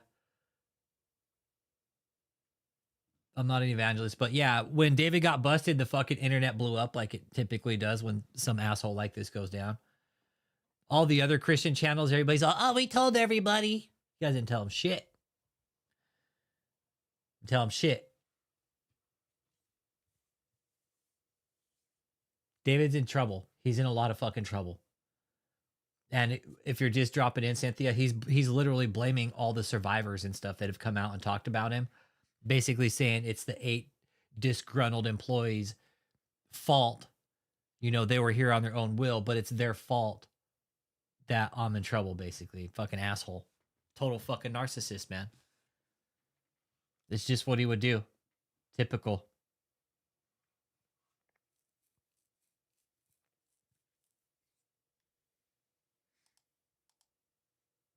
That's probably why he doesn't wipe his ass, so he doesn't fucking scratch his booty. Yeah, that's why I don't wipe my ass. So yeah, Cynthia. A lot of people talked about him. We've been talking about him for years. We'll be 5 years in February, I think, the channel. Yeah. Exactly. That's what we always say, man. If you commit a crime and you got to go to court, take your fucking licks, all right? Just take your licks. Be a man about it. Take your licks. You fucked up. You did the crime. Do the time, man. Like, that's a part of living in America, right? We have rules set into place to protect us, right? Granted, yes, sometimes we do have to give up certain, let's say freedoms, but I don't know, fucking call them whatever you want. Hobbies, I guess. Yeah, fuck, dude, fuck him. No, fuck him, Bane Trade. But David broke a lot of fucking financial laws, man.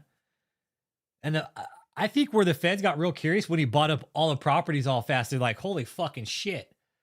Where'd he get all this money from? He hasn't been paying his taxes, so where the fuck did the money go? They see all these properties get bought up all at the same time. It's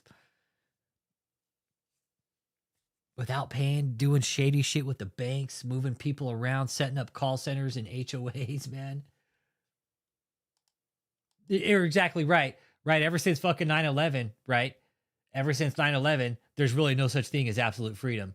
Exactly. Like, in order for us to live in a free country, like, there are certain things we do have to that's what I was looking for, sacrifice, right? Like our phones, right? Fucking our cell phones, right? The first thing that happens in a crime now, you know what happens is the cops take your phone. Why? Because they want to see who you've been communicating with. Also, if you're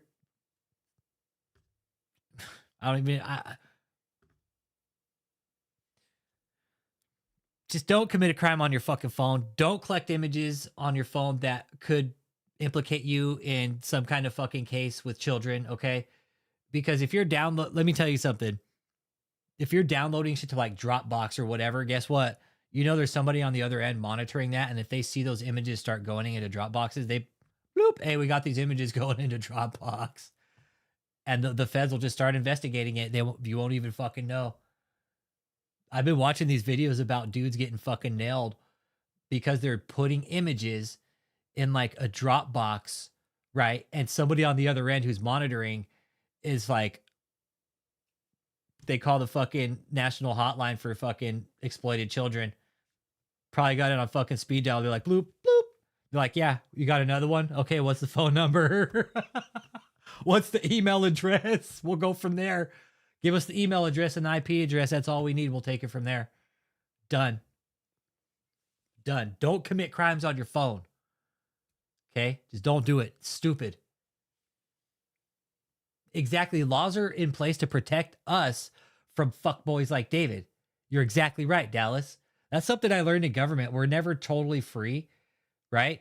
Because we do have laws in place to protect us and to protect David from people, you know? It goes both ways. Like there's laws to protect David from people and there's laws to protect us from people like David.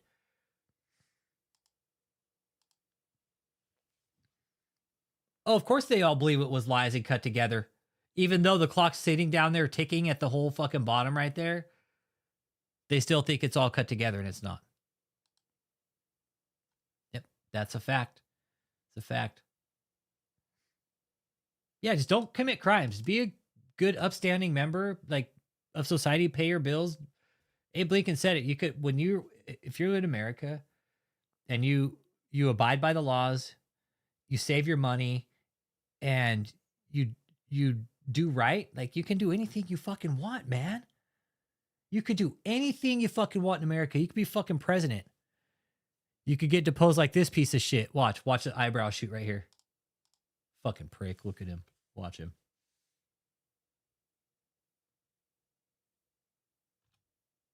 Fucking douche. Yeah, Uncle Jake, I remember when we didn't have fucking cell phones, man. I do. I remember that.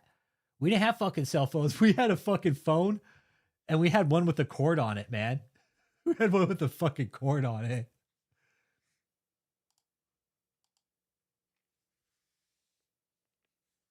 Mm-hmm. Yeah, exactly right, Soups. David would try to destroy people. He was like, he did. He fucking just, he consumed people, man.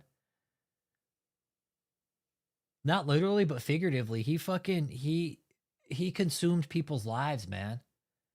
Look at him. He's up there shooting fucking eyebrows like he's all fucking smart. He's like, yeah, look where he's at now. But that's the eyebrows he's shooting at Bubba right now.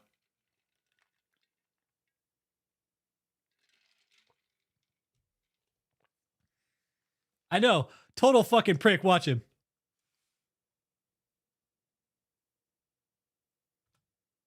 Dude, total prick move. Like it's a fucking game to him. He's all, yeah, I'm in a deposition. He's all, hey, what's up, everybody? Soup, I do too. Because there's other religious leaders I've had conversations with a lot of you guys about. Fuck, what was the other one? Matt Moore would always tell me about too. Fuck. Randy Schenkel, I think maybe. Yeah, he would just get off on it, exactly. As he's a sadist. He's a sadist. Exactly. He thinks he's in control here, and he's also a sadist, Soups. Yeah. We've had those, Soups. We've had conversations. We know David's a sadist. He's a deviant too. He's a deviant. He's a sexual deviant. He's a sadist. He had everything the prosecutor said about him being out of control sexually and that he needs it constantly. He does.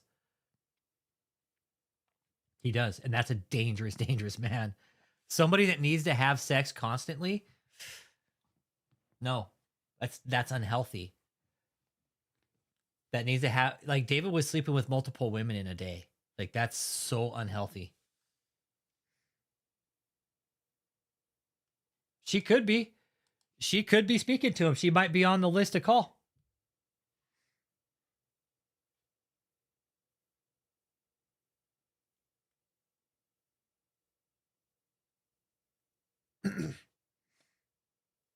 Oh, maybe it was Robert Tilton. Maybe it was Robert Tilton that broke up marriages. I know there's one out there that broke up marriages, and he just broke up marriages just to fuck up marriages. He never slept with the women, but he would manipulate the women out of their marriages, dude. Yeah, it's like he needed constant reassurance of his manhood, right? Yeah, and that's a sex addict, man. That's a sex addict, and that's Mm.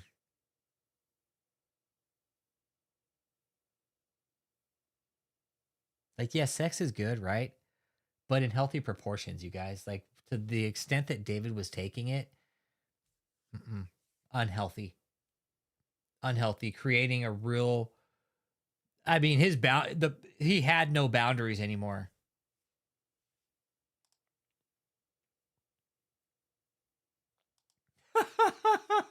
DZ, I told my wife to sleep in the garage. DZ. Exactly, right? Leanne, and I've been there, dude. I fucking suffered from no impulse control too. I have to be careful. But David, you're right. No impulse control. Dead on. And that's dangerous with the sex addiction. No impulse control. Very dangerous. Mine was narcotics. No impulse control. Came out on the table. Yep, let's do it. Let's do it. Never jabbed a vein or anything like that, but I love putting stuff up my nose, man. Nothing like it. But with David, it was porn. It's porn.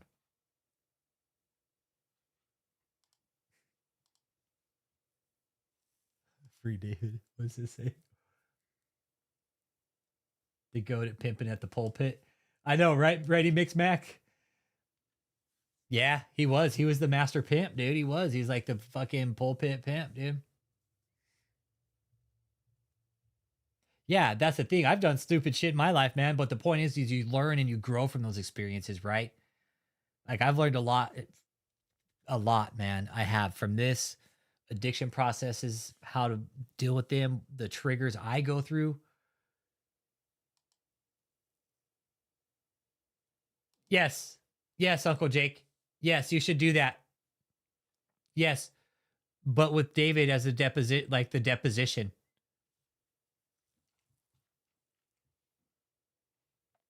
Daniela.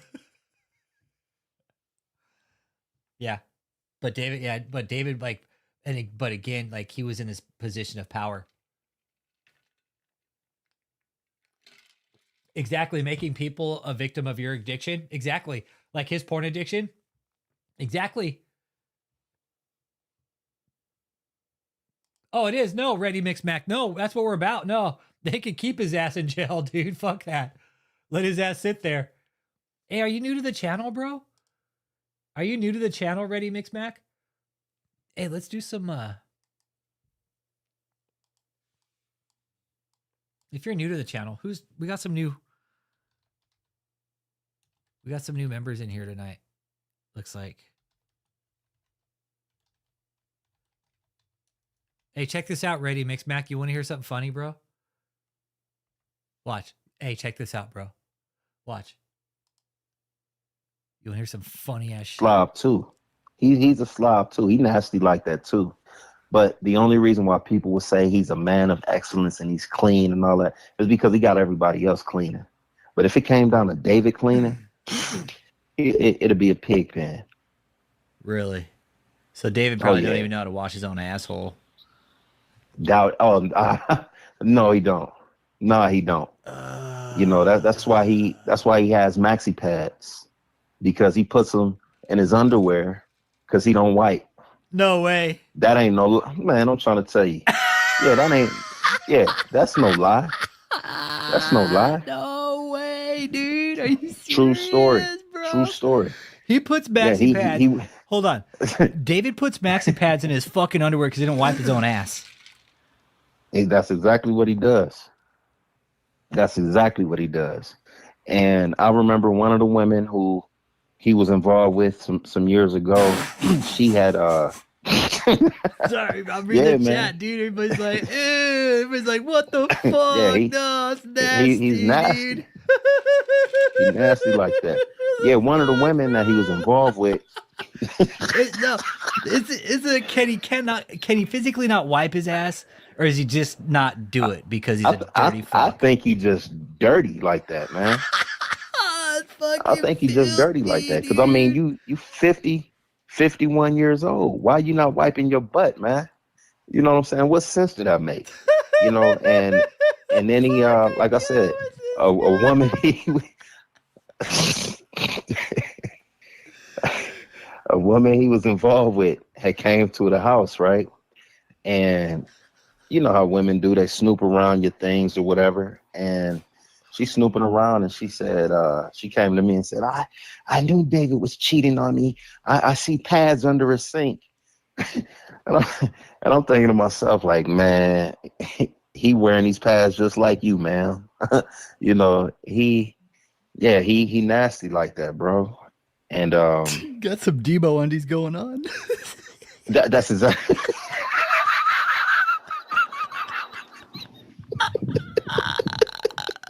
that's exactly what he got going on, man.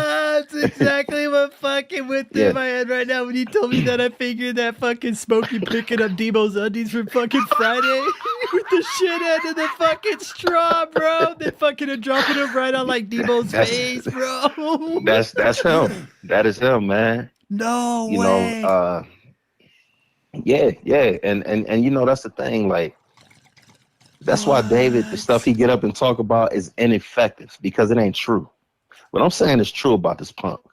You know, yeah, he got hey, whoever with him right now, ask him if he wearing a pad.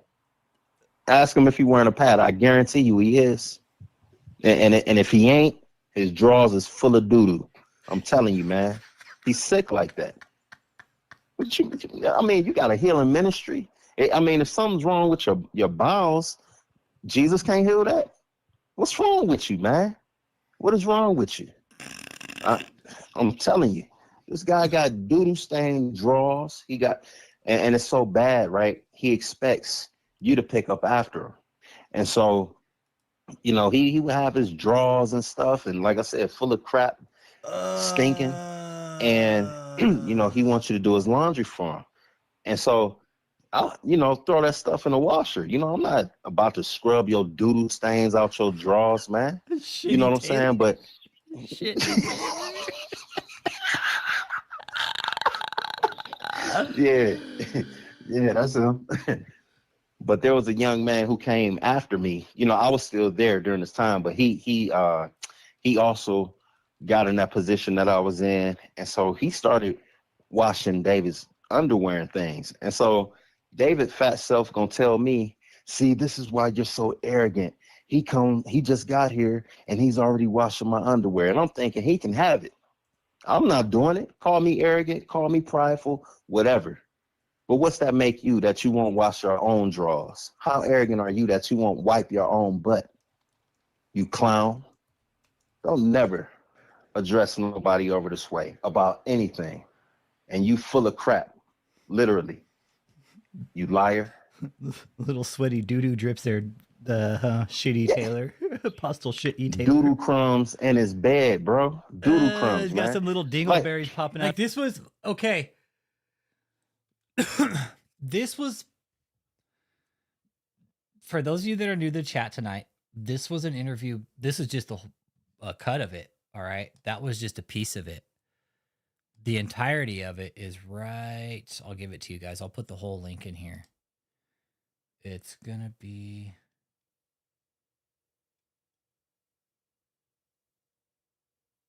this one right here. If you want to watch that whole interview, go watch it right here. For those of you that are new, go watch that whole interview. Blow your fucking mind. There's a series of interviews on the channel. Go watch the Survivor interviews, okay? Please go listen to them. I always say, go listen to them. Don't listen to the fucking thing I say. Okay?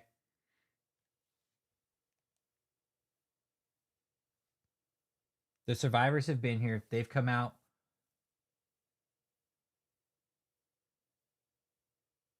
Oh, thanks for watching.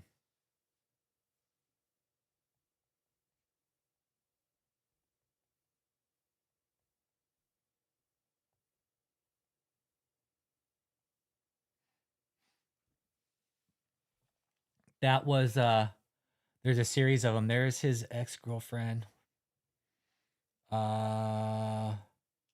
This is also another one. Let me put this one in there too.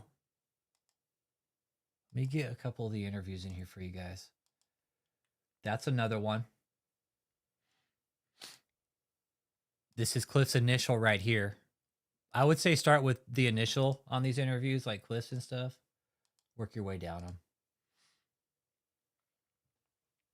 them.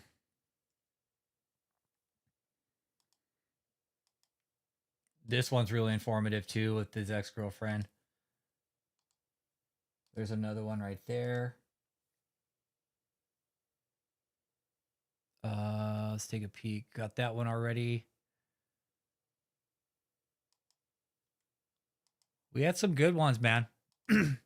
There's several of them. Yeah. Watch the interviews.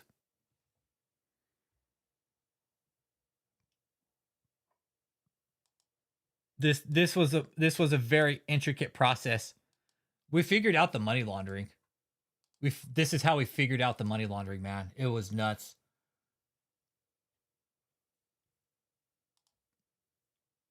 Do you need a loan for your business? Well, if you've been around for over a year, I'm about to show you how to get up to Let's see, we're right here. Midnight. No, this when it was all they cold. didn't stop until what 5 or 6 in the morning that day. I went to bed. And, I went to uh, bed. Oh, and yeah. I went to bed. I went to sleep, and I woke up, and they were still fucking going. They were just finishing. It was Man, that's 5:30 crazy. in the fucking morning. I was Yeah. like, holy shit. Yeah, this was when the campus first opened, and they did all that shit. They had streamed all fucking night. They streamed all fucking night. No bullshit. That is not a lie. I woke up at 5, and they were still going. He had them up there all fucking night doing this shit. Yeah. Yep. Like when he would have them week birthday parties, you know, he'll have like this line to take pictures with him, and it's like, man, these are the same people you see every day. I never took a picture with him, you know, because I'm like, dude, I don't even want to be around you. Yeah. You know, I'm not about to sit up here and fake it. Yeah. This may have been asked already, so I already apologize. This is Hillbilly Cletus. But what are they always looking at on their phones during the broadcast? I'll tell you plain and simple, not a damn thing. Nothing. Because I'm one of the ones that started that. Because David there with Daniel. Oh, hell yeah, right, Trip 9? David was pissed that we found this out. Oh, David was pissed. Well, he fucking broadcasted it on YouTube. How dumb could he fucking be? Right? But when we found it out, he was even more pissed. He's like, they found it out. But it's like, well, hey, dumb fuck. You did put it on YouTube. Stupid ass. So now we found out.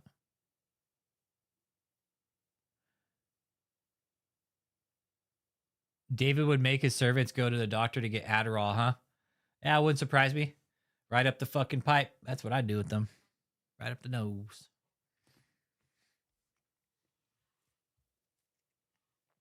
That's why I was so fucking crunked up sometimes, fucking just spun out of his mind. Adderall does that, man. You take Adderall off if it's not for you. Oh, man. Some good stuff. Some good stuff. That's David's G-Wagon. That's David's G-Wagon. That's his. A couple of them are salvaged. Uncle Jake pulled the titles on them. And a couple of those cars are salvage titles.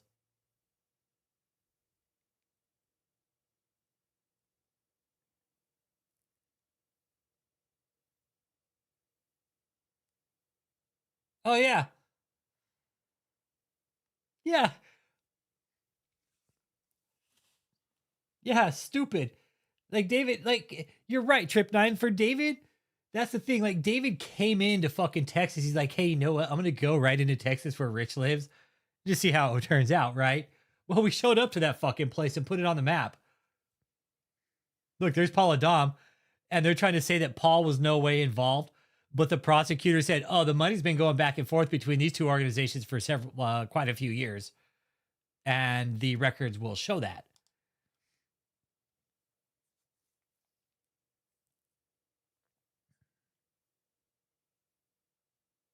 Look, there's Doughboy just standing there. His fucking head up his ass. I think this guy's gone now.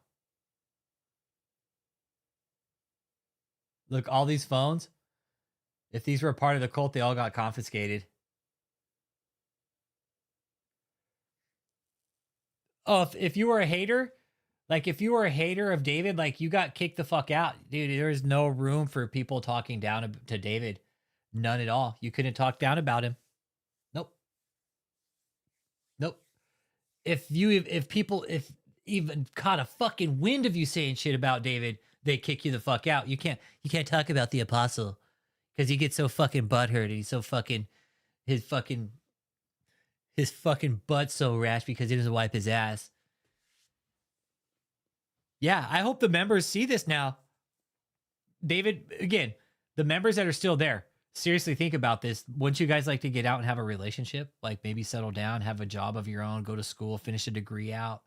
You know, maybe make something of yourself.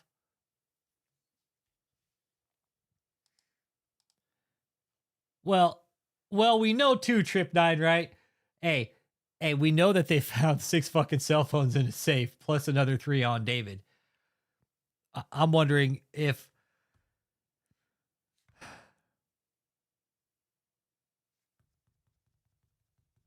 I'm guessing David had his main phone, right? But I wonder if he had an iCloud email for each different phone that he had, right? That's what I'm trying to figure out. Like, how many different iClouds did he have with different photos on them, right? Think about that. He had 3 different phones on him, right, when he got busted, plus another 6 in his fucking safe. Were those all different iCloud informations, or were they split up? Did say 2 have the same email, or did he set up different iClouds on each one? Or were they all the same iCloud? I don't think David would put all those phones on the same iCloud at the same time. 100 plus phones on the same iCloud? No, because that would... Yeah, no. They must have been making up like emails or something. Because that's just an insane amount. Yeah, they controlled people's Facebook, phones. No, they did. They did. They controlled everything. David controlled everything. Total fucking control freak. You had to give up your passwords for Facebook, Instagram, everything. Your phones, your cars. And then David fucking secluded him down to a hotel in Texas. Put him in a call center, fucking put him to work, man. Did it in Florida. He got busted. And now his ass is sitting in fucking jail. Right where his ass should be. But now that he's sitting there, let's go back to the court filing right here. This court filing, David's still trying to get out. Like, he wants bond. Okay, David wants bond. He's blaming everybody else, and he's brought nothing to the table that should even consider reopening the bond hearing. So this letter right here is, yeah. Yep. David's basically ranting to the lawyers, and the lawyer's like, oh, okay, I'll go give this to the judge. See what he says.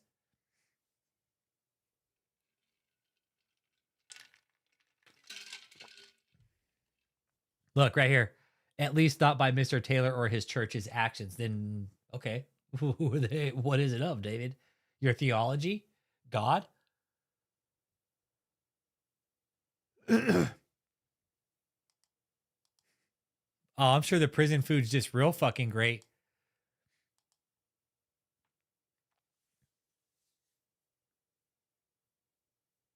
I mean, 40,000 images and 10,000 videos?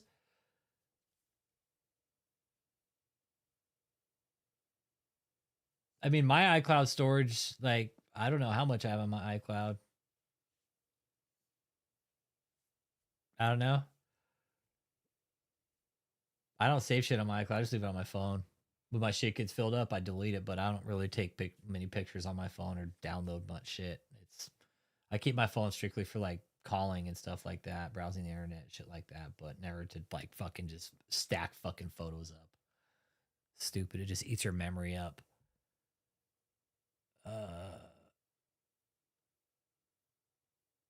32-page response. So now the government's going to have to respond to this again.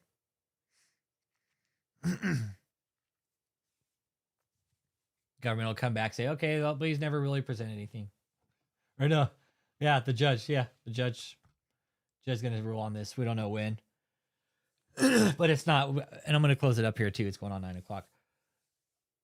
For the survivors that are there thinking about coming out and talking, let me tell you something right now. It's not your guys' fault.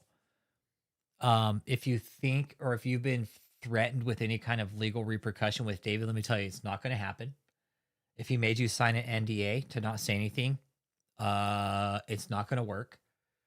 You might as well fucking take it and burn it. Because that's about the weight it's going to have in a fucking court. Okay.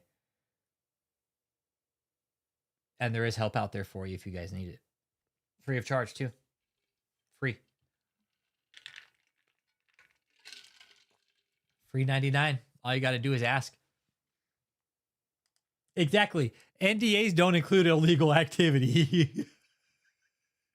You can't have people sign an NDA then have them commit illegal activity. Be like, if you talk about it, we're going to press charges. Fuck. Come on. It's like the pot calling the kettle black, man. Right?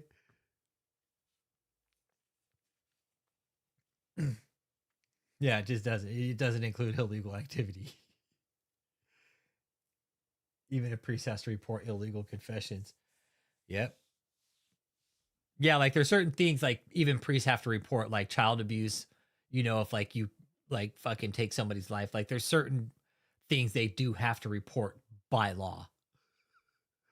Like somebody can't go in and confess and say, hey, I just fucking buried 10 people in my backyard. The priest is going to have to go tell somebody. Like, you can't just be like, oh, okay, you're forgiven, my son. Go say 5 Hail Marys and you'll be forgiven. Nah, no. He'd be like, only I can forgive you, my son. Yeah. So, it's not anybody's fault but David's. And this whole first sentence right here, this first paragraph, with Amazon and appearance and all this other shit, that's David.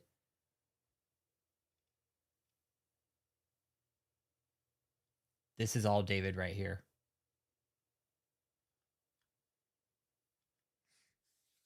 Again, if you guys need help, let us know. You don't have to contact me directly. There's other people out there that you could probably contact instead of us. If you don't want to talk to me, that's cool. I get it. But there is help out there for you, okay? This is going to come to an end with David. This cult will eventually get shut down. David will get shut down eventually. That's a given.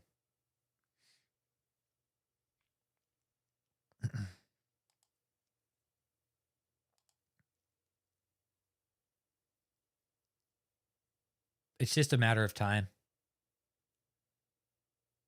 It's only a matter of time before he gets shut down. Oh, then why are you here, Sigma? Appreciate you being here, man.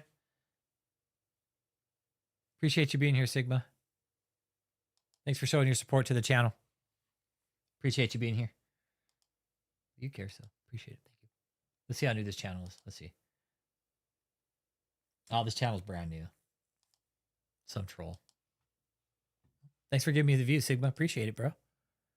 Calling case 2520560, We'll wrap it up United after this. States of America Just for versus shits and David giggles. Taylor. Sarah Cohen, on behalf of the United States. Thank you. Just put your appearance again on the record, please. Oh, Scott Rosenblum. I'm sorry. I was just getting notes for what you're going to say. Oh, okay. All right.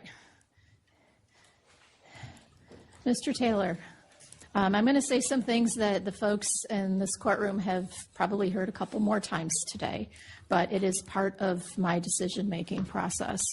And the first thing is you are entitled to the presumption of innocence.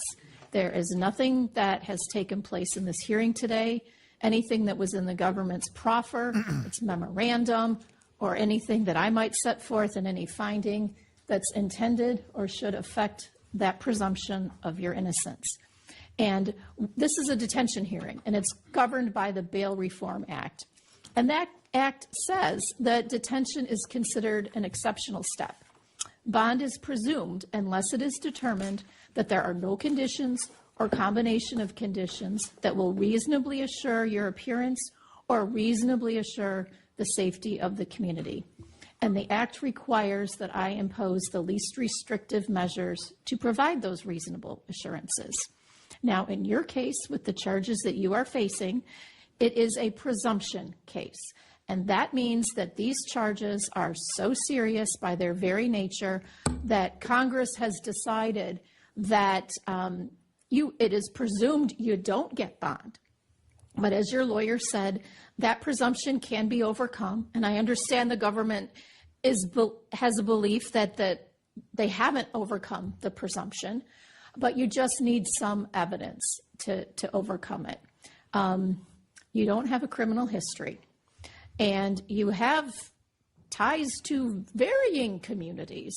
So I'm going to assume that you have overcome the presumption of detention.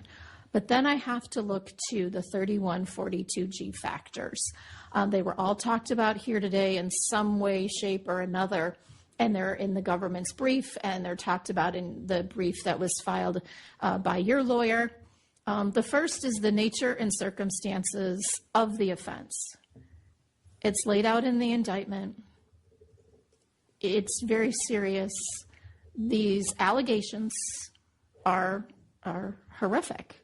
I understand that this is ostensibly a church, but from where the court sees it, it has serious questions. If churches that I know don't operate in this manner, and this is a presumption case, and so this factor, the nature and circumstances of the offense, and I understand you have what you have telling me a formidable defense to what is laid out in the indictment and the nature and circumstances. But what I'm looking at, it's serious. It weighs in favor of detention. Then I consider the weight of the evidence. It's not the weight of the evidence of your guilt or innocence. It's the weight of the evidence as to your risk of non-appearance or danger to the community. And as to your risk of non-appearance, the government has set forth here today and in its memorandum, that you have some financial means, potentially. I don't know if it's super significant for you to go a lot of places, but what's really concerning about me is that you have ties so many different places, in so many different states, and you have supporters, I'm hearing, 200,000 people, and that gives me some concern that you are a risk of non-appearance.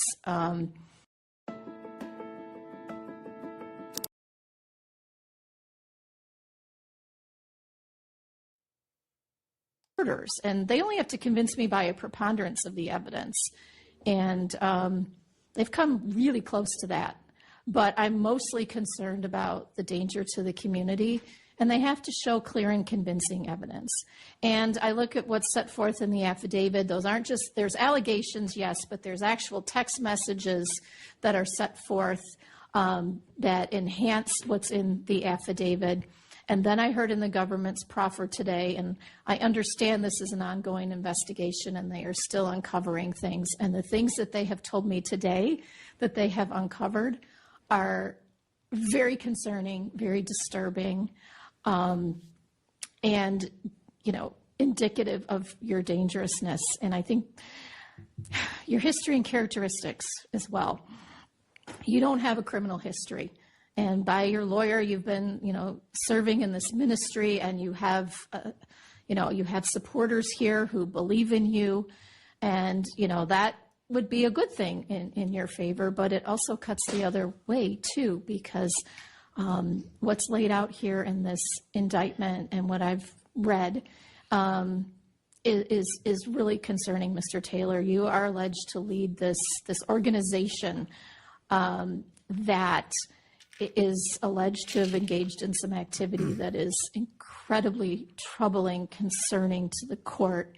So I think this all speaks to your dangerousness to the community, and I know your supporters completely disagree, but you don't have all just supporters. There are people who, you're going to have your witnesses at trial that say none of this happened. They're going to have their people that tell a very different story, and that's not unusual in situations like this.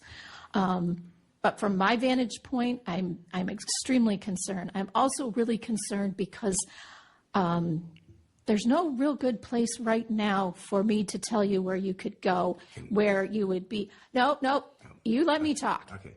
You've talked. I know you proposed an address in this district that hasn't been vetted by pretrial services. I have no idea where that is. You don't have, you have some ties to this district. There was a church place here. But I'm not convinced that anything pretrial services has offered. I think one of the bond conditions of your co-defendant was to be completely separated from the church. I don't think that's possible here. I'm laughing at this fucking mugshot, dude. I don't think there's any bond condition where you're proposing to live in North Carolina. That's still part of this whole organization. That's still part of it. And your supporters, if I understand what the government's saying in their investigation, part of that is to protect Mr. Taylor. And I don't know how the extent that protection might go, but Mr. Taylor, I think the only way I can keep the community safe and, to separate you from this organization, that's the only bond condition I could think, that would, I could possibly consider. I don't know how to do it at this point. And bond requires trust. And, you say there's some discrepancies in the pretrial services report. But for me, I could see that you weren't completely forthcoming with the pretrial services officer. And I have a problem with that. That's your opportunity. And it doesn't appear that you were fully transparent. These allegations, what the government said in its proffer, I understand that the co-defendant, that individual did get bond. But I think these supporters heard, earlier in the case before this, I look at the cases individually, and your particular role, these particular allegations, what the government has said in its proffer, I do not believe, and I understand that we've got 2 pretrial services report that recommended bond with conditions, but from my vantage point, I do not believe that any of those conditions are sufficient to really assure your appearance and assure the safety of the community. And I know this ruling will come as a great disappointment to all of you who are sitting there, who are supportive of this. But that's my decision. And I'm going to enter an order that keeps you in custody pending the resolution of your case. No, he's at nah ha ha. No, fuck no, he's not getting out. Nope. He sure ain't. He sure isn't. Nope. Just, yeah, Irie, he's so used to getting over on people. I know. He was seething as she was talking. Like, he tried to cut her off. She's like, no, my turn. You be quiet. I'm talking. David finally got put in his fucking place on the record. It's like, no, I'm talking. Shut your mouth. Hell yeah, he's cooked. Hell yeah, he's cooked. Like, hearing this judge speak these words, and David is trying to fight this bond right now. 5 more minutes. We'll go 5 more minutes. 9 o'clock. Yeah, jails were made for people like David. It was his music to our ears to hear David get fucking judicially bitch smacked. No, he can only stand a strong man. Yeah. Yeah, that's the thing. David can't stand a strong man or woman. Exactly. He's gotten so used to getting one over on people his whole fucking life that it's his favorite thing to do is get one over on everybody. But he finally found somebody that he couldn't.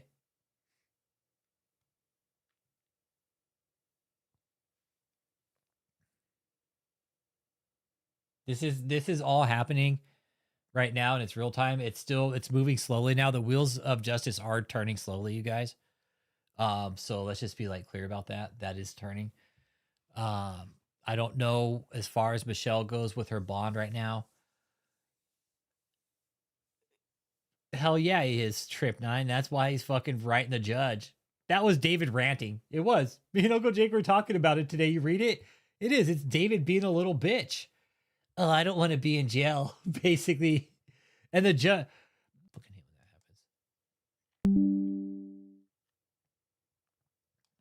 All they're trying to do, Trip 9, is reopen the bond hearing. That's it. So they can talk about getting bond. Because the bond, like the time frame for bond has been closed and they haven't presented new evidence. Okay. So no new evidence has been presented. The government keeps dropping more evidence onto the defense. Fuck no, he didn't get no Christmas. He didn't get Thanksgiving this year. And he's probably not going to get his birthday next year.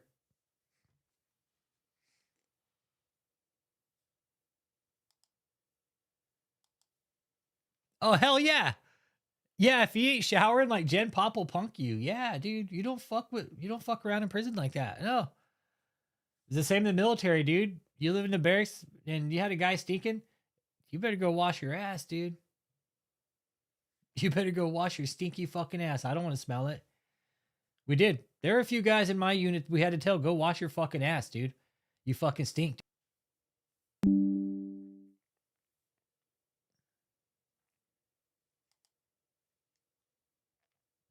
You're right. He will, Gabe. He'll get punked. He'll get laughed at. The inmates will punk him.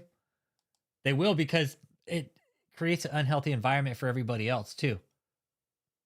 Get everybody else sick. And the inmates don't want that. Inmates don't want to get fucking sick. It's the same thing with military, where they teach you hygiene, keep your shit clean. You want to wash, you fucking keep hygiene clean, man. Shower. Oh yeah, I'm pretty sure the cult members are just getting tired of waiting. They'll get tired. They'll get tired. They will. They will get tired of waiting for his ass.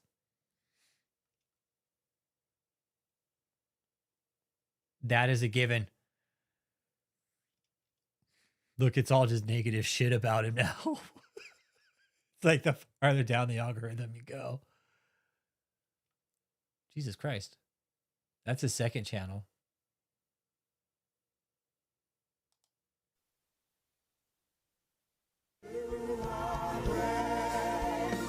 So who's my brother? They that sit in front of me and hear the word of God. Friend to cry. Face to face is about to hit all the world. Well, hello, everybody. Hello. Again, we were on the World Network in front of 2 billion homes. Well, 4 billion altogether.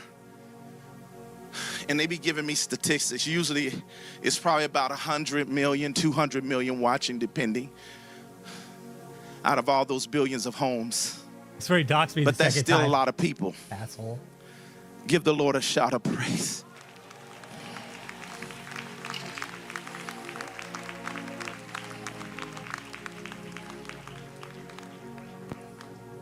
You know what your money, your financial support has done? You have helped me. You've helped me right now. I just want to say, first of all, on my birthday, that's why I brought you here. Are you enjoying the food, first of all? Wave your hands if you're enjoying the food. I need to see that room. I need to see the hands. Give me a picture. I need to see the room. How many enjoying the food? I got to be able to see them. Y'all not giving me a wide shot. Okay, there you go.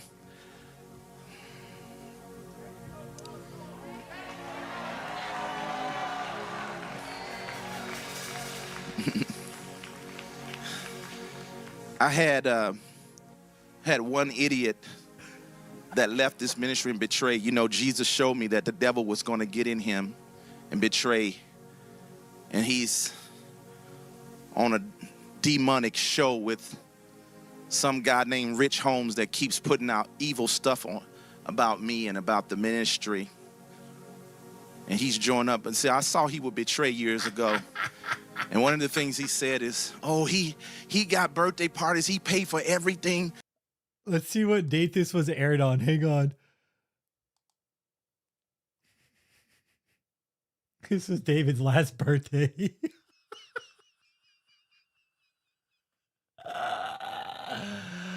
I hope it was all worth it, David. Hope it was all worth it. Demonic Cliff and Rich Holmes on that demonic show with Rich Holmes. That pussy. Some guy named Rich Holmes. Oh, man. Oh, yeah. That Noah was right listening to him up there just standing out of breath. He's like, like he just got done eating a fucking bucket of smelt or something like that. He just fucking opened his gullet up and just ate the whole fucking bucket. David shows the demonic show. All right, guys, I'm going to wrap it up. I got work in the morning. Got to code more charts tomorrow.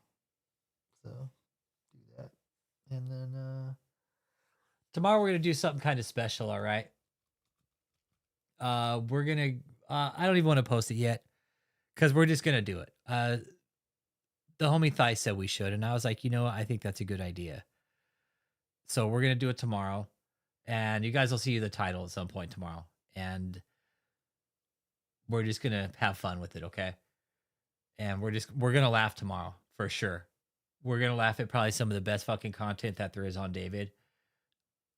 And I hope everybody can be there for it, man. It's going to mean a lot to us. It will. So hope y'all can be there. Hit that like and subscribe on the way in or out. Got questions, comments, concerns, drop them in the comment section below. If you need help, there's a phone number at the bottom of the screen at the marquee thing. It's coming across. See that 314 number right there? Right here. See this number?